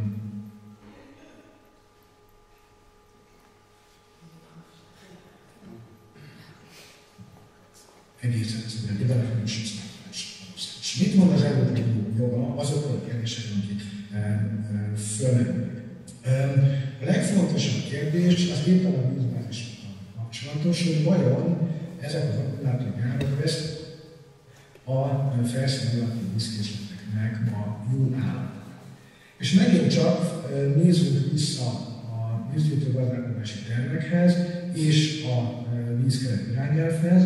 Azt látjuk, hogy a vízgyűjtő gazdálkodási tervekben egyértelműen a Debrecen környéki vízbázisokat gyenge és veszélyeztetett állapotú felszín alatti vízbázisként határozzák meg, illetve a vízkeret irányelv pedig egyértelműen előírja, hogy a felszín alatti vízbázisok jó ökológiai állapotát el kell érni. Azaz, a már amúgy is veszélyeztetett gyenge állapotú felszín alatti vízbázisokra nehezedő újabb és egyre újabb igényeket jelentő akkumulátorgyárak való veszélyeztetése tételesen szemben áll az Európai Unió vízkeret irányelvével, mert hogy nem a jó ökológiai állapot elérését szolgálja, hanem éppen a meglevő, amúgy is rossz állapot további romlását fogja előidézni. Éppen ezért egyébként még az év elején én panaszsal fordultam az Európai Bizottsághoz, hogy vizsgálják meg, hogy vajon hogyan fér össze az akkumulátorgyárak és a CATL Debreceni gyárának a engedélyezése a vízkeret irányelvvel. De ez a probléma nem csak Debrecenben áll fenn, és az EV Power-nek a várható érkezésével még tovább fog súlyosbodni ez a probléma, de például a komáromi akkumulátorgyárnál is látjuk, hogy ott a komáromi vízbázis fázisok gyakorlatilag nem tudják már ellátni a települést és az akkumulátorgyárat is, ezért már Tatáról, Tata környéki karsztvízrendszerből kell majd vizet szállítani Komáromba, hogy ki tudják elégíteni az igényeket, ami viszont a Tata környéki karsztvízbázisokra jelent egy jelentős terhelést, és kérdéses, hogy vajon azoknak az egyébként jelenleg relatíve jobb állapotát, azt hogyan fogja befolyásolni ez az egyre növekvő napi 10.000 köbméterre vehető vízigény, amit a komáromi akkumulátorgyár miatt, amit ki kell venni és át kell vinni gyakorlatilag egy tatai körzetből át kell vinni Komáromba, hogy el tudják látni az akkumulátorgyárat és a lakosságot is. Tehát ez nem csak Debrecen esetében probléma, hanem a többi meglevő potenciális akkumulátorgyár helyszínen is. A felszínállatú vízbázisok egy nagyon súlyos korlátja a telepíthetőségnek, amivel viszont a Magyar Környezetvédelmi Hatóság nem foglalkoznak ki kielégítően. Végül még a kellett ilyen mennyiségben akkumulátorokat gyártani Magyarországon kérdéshez, hogy mindez milyen költséget jelent a magyar költségvetésnek, és azt látjuk, hogy észbontó közvetlen gazdaságfejlesztési támogatások mennek ezeknek az akkumulátorgyáraknak, tehát miközben tele vagyunk kétségekkel, hogy vajon mennyire segítik a magyar gazdaságfejlesztés és annak egy fenntartható pályára állítását, nem csak közgazdasági, hanem ökológiai értelemben fenntartható pályára állítását ezeknek az akkumulátorgyáraknak telepítése, tehát egy nagyon problematikus iparágról van szó. Ezen közben a magyar kormány tényleg mértékű közvetlen gazdaságfejlesztési támogatásokat biztosít az akkumulátorgyáraknak, ugye szintén biztosítom, hogy szó volt róla, azt írja, 320 milliárd forint támogatást kap az újonnan bejelentető Power hírek szerint milliárd forintnyi támogatást kap, de ez még a későbbiekben tovább tud. A harmadik kérdés, és ezt igyekszem a lehető legrövidebbre várni, hogy egyáltalán az a lítium-ion akkumulátor technológia, amit Magyarországra behoznak, az vajon mennyire jelenti a technológiai, a gyártási, az energiatárolási technológiának a csúcspontját. És azt látjuk, hogy igazából a lítium-ion akkumulátorok ugye a legszélesebb körben elterjedt akkumulátor technológiát jelentik ma, de rengeteg probléma van ezekkel kapcsolatban. Egyrészt a környezeti problémák, tehát a lítium kitermelés, illetve ezeknek az akkumulátoroknak a gyártásához szükséges további ritka földfémek és egyéb anyagoknak a kitermelése rettenetes környezeti hatásokkal jár elsősorban szubszaharai Afrikában és máshol a világban. Másrészt a lítium-ion technológia nem olcsó, és ezért számos helyen és a nagy akkumulátorgyárak mind a lítium-ion technológia kiváltásán dolgoznak. Jelen pillanatban ezek inkább a gyártást megelőző fejlesztési fázisban vannak, néhány közülük már eljutott a gyártási fázisba, de az mindenesetre várható, hogy az energiatárolási területen a következő években olyan robbanásszerű technológiai fejlődés fog végbemenni, és ezért átlagosan valószínűleg egyébként költségcsökkenés is, mint amilyet az elmúlt 15 évben, 20 évben megújuló energiaforrások területén tapasztalhatunk.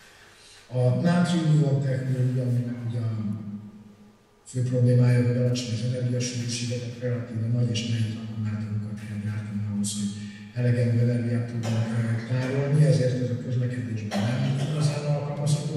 De például az első pontban említett ilyen stabil, nem mozgó energiatárolási feladatokra, villamos energiarendszer szabályozási feladatokra tökéletesen alkalmas lehet a nátrium-ion technológia, de a szilárd test akkumulátorok, kálcium-ion akkumulátorok, üveg alapú akkumulátor, tengervíz alapú akkumulátor.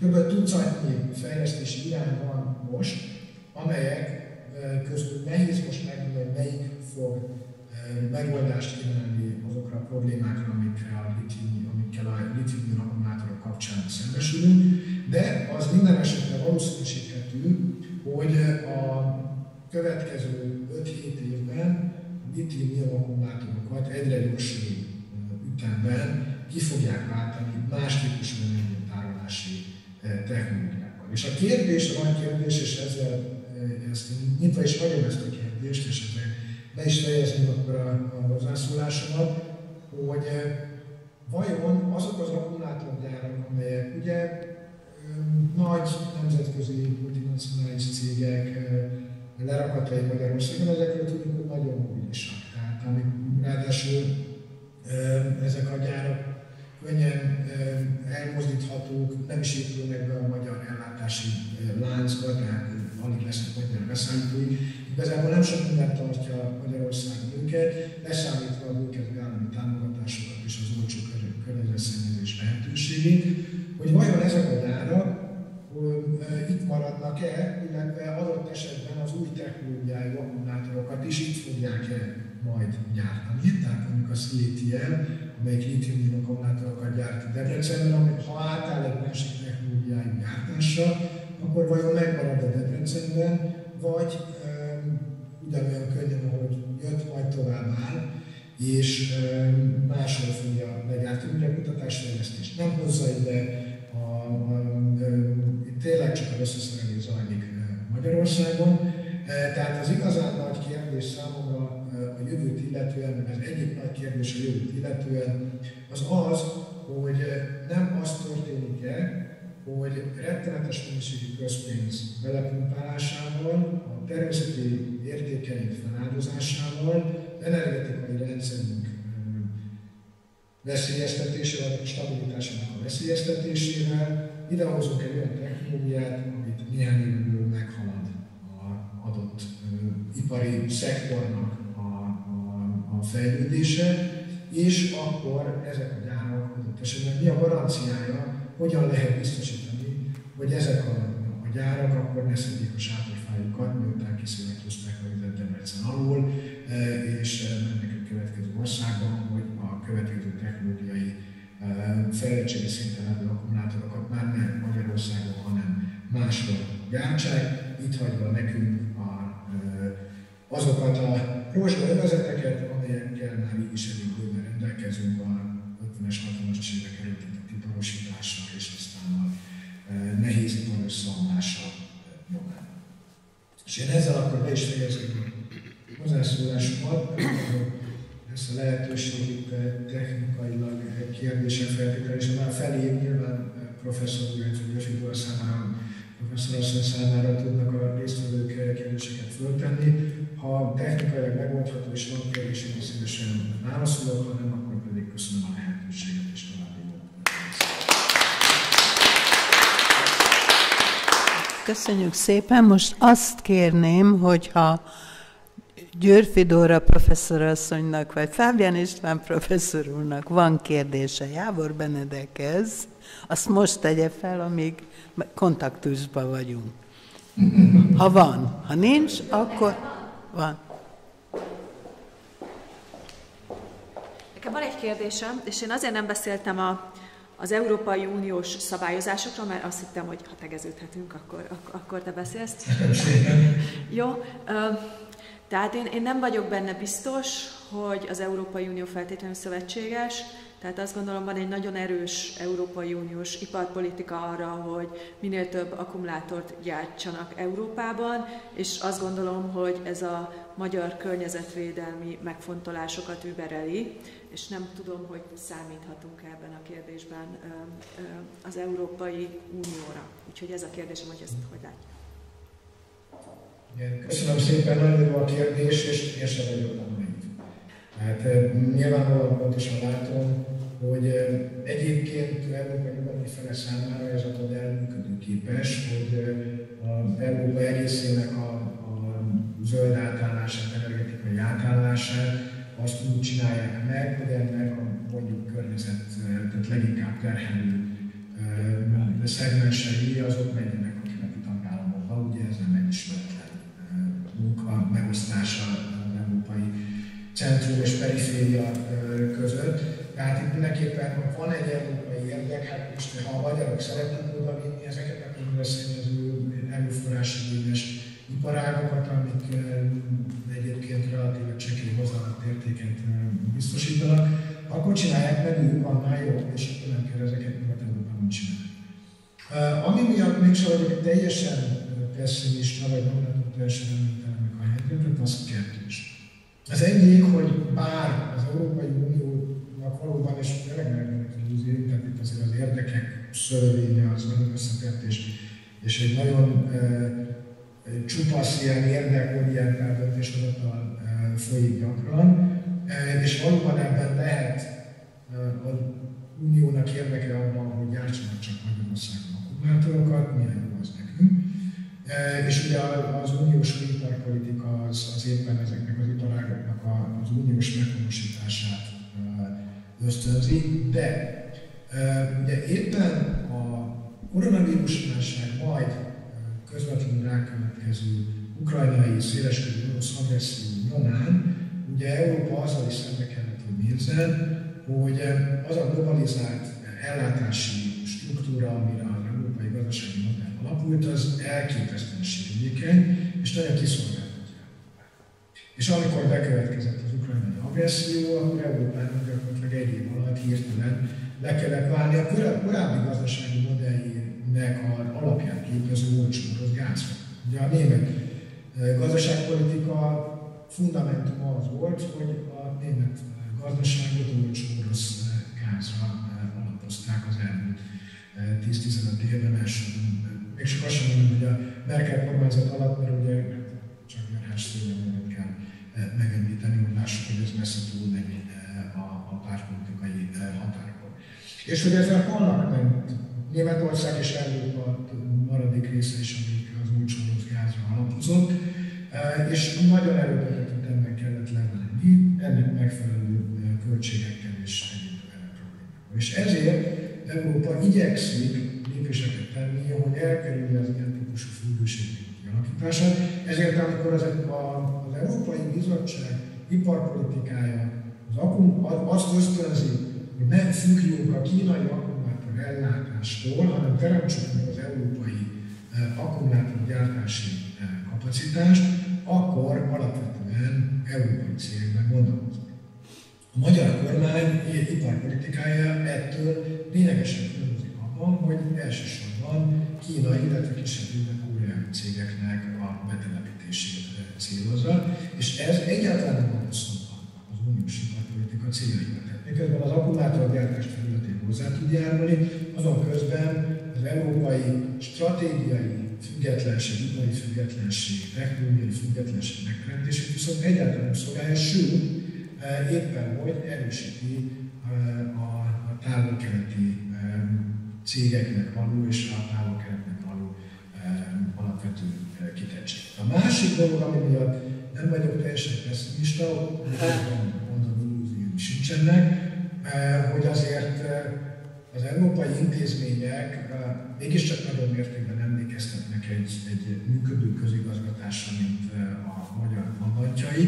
Tehát az, hogy a környezetvédelmi főigazgatóság egy konkrét környezeti ügyben megállapítja azt, hogy a vízkeret irányelv sérelme bekövetkezik, és ezért az adott projekt nem engedélyezhető, mert az tovább rontja egy amúgy is veszélyeztetett felszínalati vízbázisnak a megmaradását. Ezt azért alapvetően az alapján döntik el a környezetvédelmi főigazgatóságon, hogy vajon a vonatkozó alapvető környezetvédelmi információk és adatok alátámasztják-e ezt a vélelmet, vagy sem. És nem állítom, hogy nem történhetnek lobbizások, hogy nem szólhatnak le a Ursula von der Leyen kabinettjéből, hogy megkerteljünk, hogy nem kéne annyira erőltetni ezt a vizsgálatot a debreceni akkumulátorgyár ügyében, mert szeretjük mi az akkumulátorgyárakat Európában. Előfordulhat ilyen, időnként elő is fordul, mindazonáltal azért én látok arra esélyt, hogy egy, ha nem is teljesen elfogulatlan vizsgálat, de lefolyik olyan vizsgálat, ami legalábbis érdemben figyelembe veszi a valós adatokat, a valós vízfelhasználási adatokat, a valós debreceni felszabadító vízbázis állapotra vonatkozó adatokat, és ezeket valahogy egymásra vetíti, és az alapján jut valamilyen következtetésre, nem pedig úgy, hogy ahogy Magyarországon megy a történet, hogy a kormány szeretné ezt az akkumulátorgyárat, hanem a vízügyi szakértő, ugye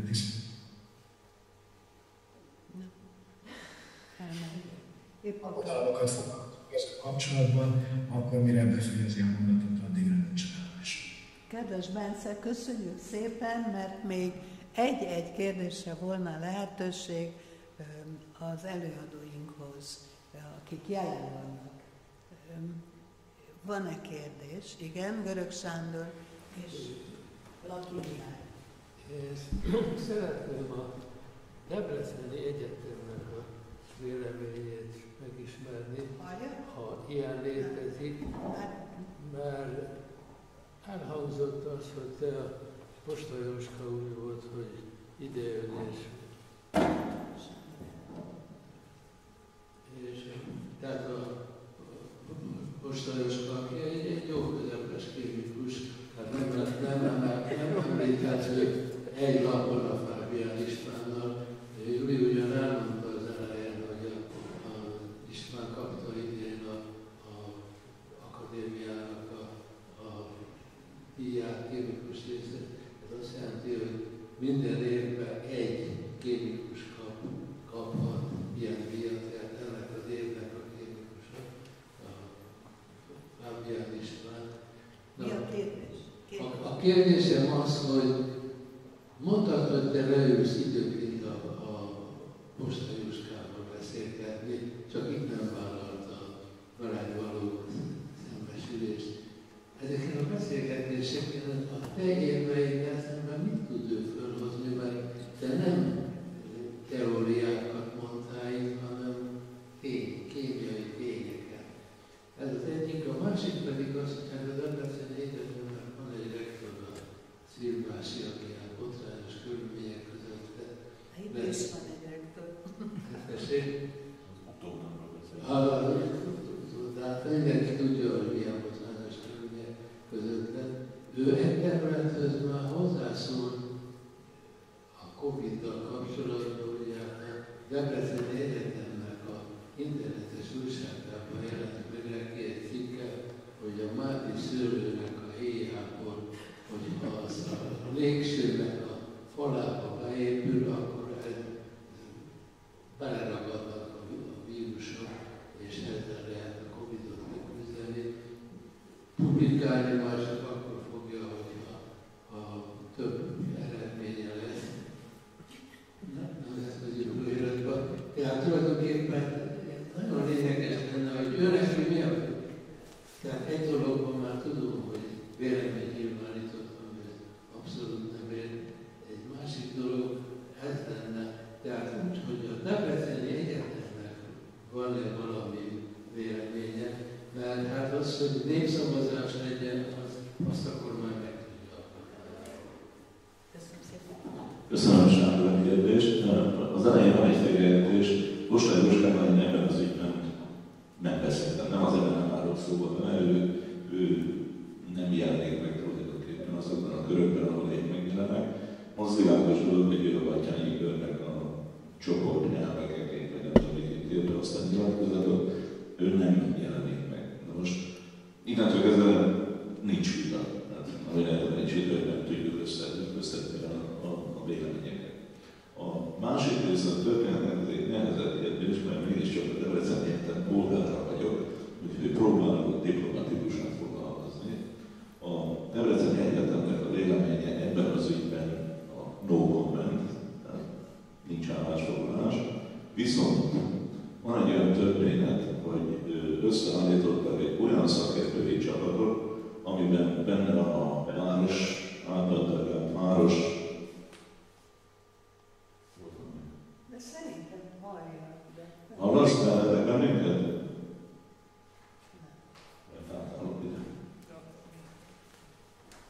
Benedek, hallasz bennünket? Most igen, egyébként néha kicsit szabadult. Na már elvégálom, és addig nem tudok mindenkihez beszélni.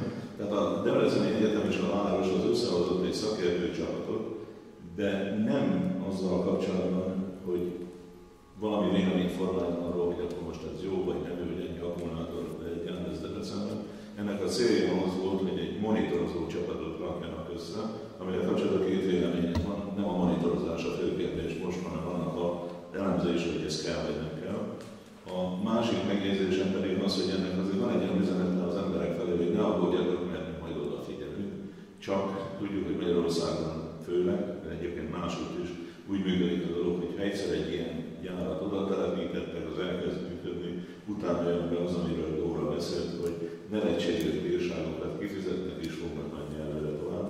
Tehát az, hogy monitorozva lesz, ha lesz, még ezt is hozzátenném, mert azon kívül, hogy megalkultak, még nem tudom, hogy csináltak bármit is, ha monitorozva lesz a környezet a gyár környékén, vagy ennek a hatására, azért én azt gondolom, hogy nem fog semmit sem megoldani.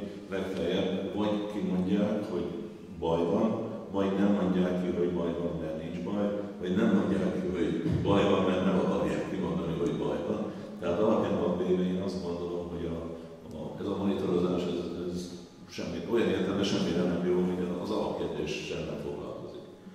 Egyéb iránt pedig a Debreceni Egyetemnek nincs állásfoglalása, ezzel az ügyben a Kardék-lányának volt, amikor kitiltotta az egyetem, tehát kitiltotta az egyetemről az én előadásomat, ami meg tulajdonképpen jót tett neki, mert hogy hihetetlen módon bevitte a köztudatba ezt az egész történetet.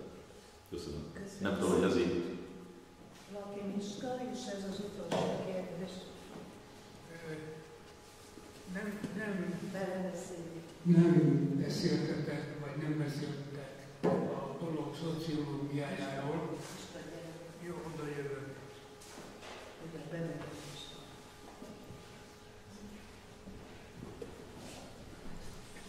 Amennyire én iparpolitikát tanultam valamikor, ugye ez egy top-down típusú iparpolitika, és azok az elemzések, amik ma itt elhangzottak, azok része kéne, hogy legyenek egy felülről lefele döntésnek, tehát mielőtt a TAP meghozza a döntést, végig kellett volna, vagy végig kéne zongorázni mindazokat a elágazásokat, problémákat, amiket itt az előadók nekünk elmondtak. Másfelől meg kéne nézni még 3 alternatívát, amelyik ugyancsak veszélyekkel, nehézségekkel, költségekkel, hasznokkal járnak, tehát több iparpolitikai lehetőség közül kéne választani. Én most kérdezem tőletek, hogy van-e olyan tanulmány a kormány oldaláról, amelyik ezeket a kritériumokat meghozta? Vagy ha igen, akkor mi volt az a módszer, amivel éppen az akkumulátorgyártást, aminek hallottuk itt a gondjait és veszélyeit, pont ezt választották ki. Tehát egy normális országban ugye azt mondják, hogy lehet akkumulátort, babapelenkát, és mit tudom én, mesterséges intelligenciát gyártani, ennek ennyi a haszna, ennyi a veszélye, ennyi a lehetősége, és utána pedig, amikor végül is azt mondják, hogy az akkumulátor a legjobb, akkor végig mennek-e mindezeken a elemzéseken, tehát hogy készültek-e ilyen típusú tanulmányok, amiket ma itt nagy élvezettel vagy szörnyűséggel hallgattunk.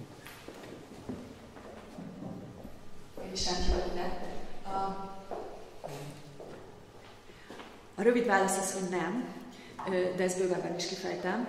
Tehát az történt, hogy a Nemzeti Akkumulátor Stratégiának által az 5. változatát hozták nyilvánosságra 2022. októberben, amikor már régben volt az jelentve, hogy akkumulátor nagyhatalom leszünk.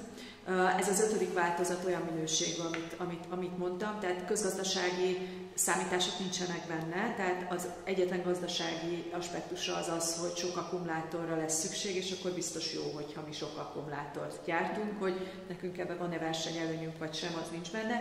Ahogy szintén semmilyen elképzelés nincs arról, hogy mikor térülnek meg ezek az állami támogatások.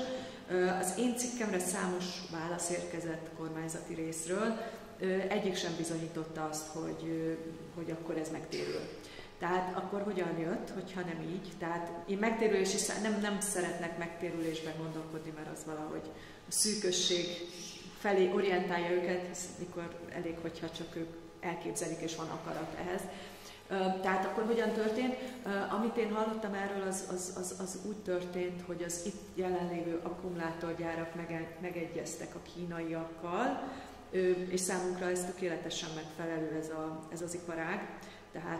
Tehát a BMW, Mercedesnek van ezekkel a kínai cégekkel együttműködése, és amit a magyar állam biztosít számára, az mindaz az óriási állami támogatás, ami ehhez szükséges, és ez tökéletesen passzol a kormányzati gazdaságpolitikába, tehát a kormányzat teljes egészében képes dominálni a gazdaságot, és nyilván ugye a külügyminiszter azért jár annyit Kínába, hogy ez a legfelsőbb szinteken történik erről a megállapodás, és a politikusok számára hát annyi az érdekes belőle, hogy bejelenthetnek egy hatalmas külföldi működőtőke beruházást. Tavaly még dicsekedtek azzal, hogy ezek akkumulátor beruházások. Idei évben annyi történt, hogy a viták hatására az akkumulátor szót azt törölték a kormányzati szótárból, tehát ezeket autóipari beruházásoknak hívják, de ugye egyébként ez igazából azt gondolom, hogy azért ez a szektor, mert ez illik abba a politikai-gazdasági modellbe, amiben élünk, tehát a magas hozzáadott értékű üzleti szolgáltatások, vagy bármi, ami magas képzettségű munkavállalatokat igényel, az politikailag nem élik a képbe.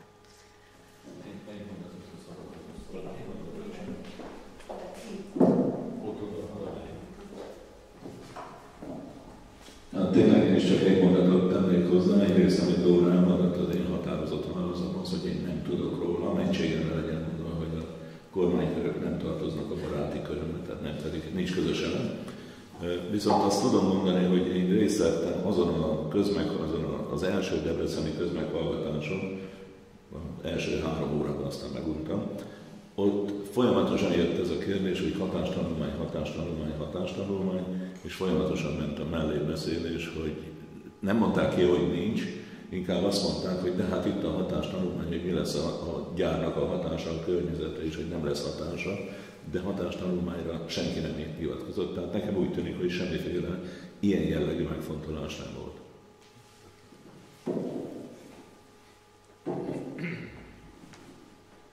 Én szeretném megköszönni az előadóinknak ezeket a nagyon tartalmas és felvilágosító jellegű elemzéseket. Remélem, hogy tudtunk belőle tanulni. Én a magam részéről most a 3 előadás után kezdem azt hinni, valamikor föltettem a kérdést, hogy kinek az érdeke, ugye, cui bono, a jogászok szerint, ez létezik már a régi rómaiaknál is, ez a kérdés, tehát akkor kinek az érdeke ez, és nem tudok másra jutni, mint hogy az autóiparnak.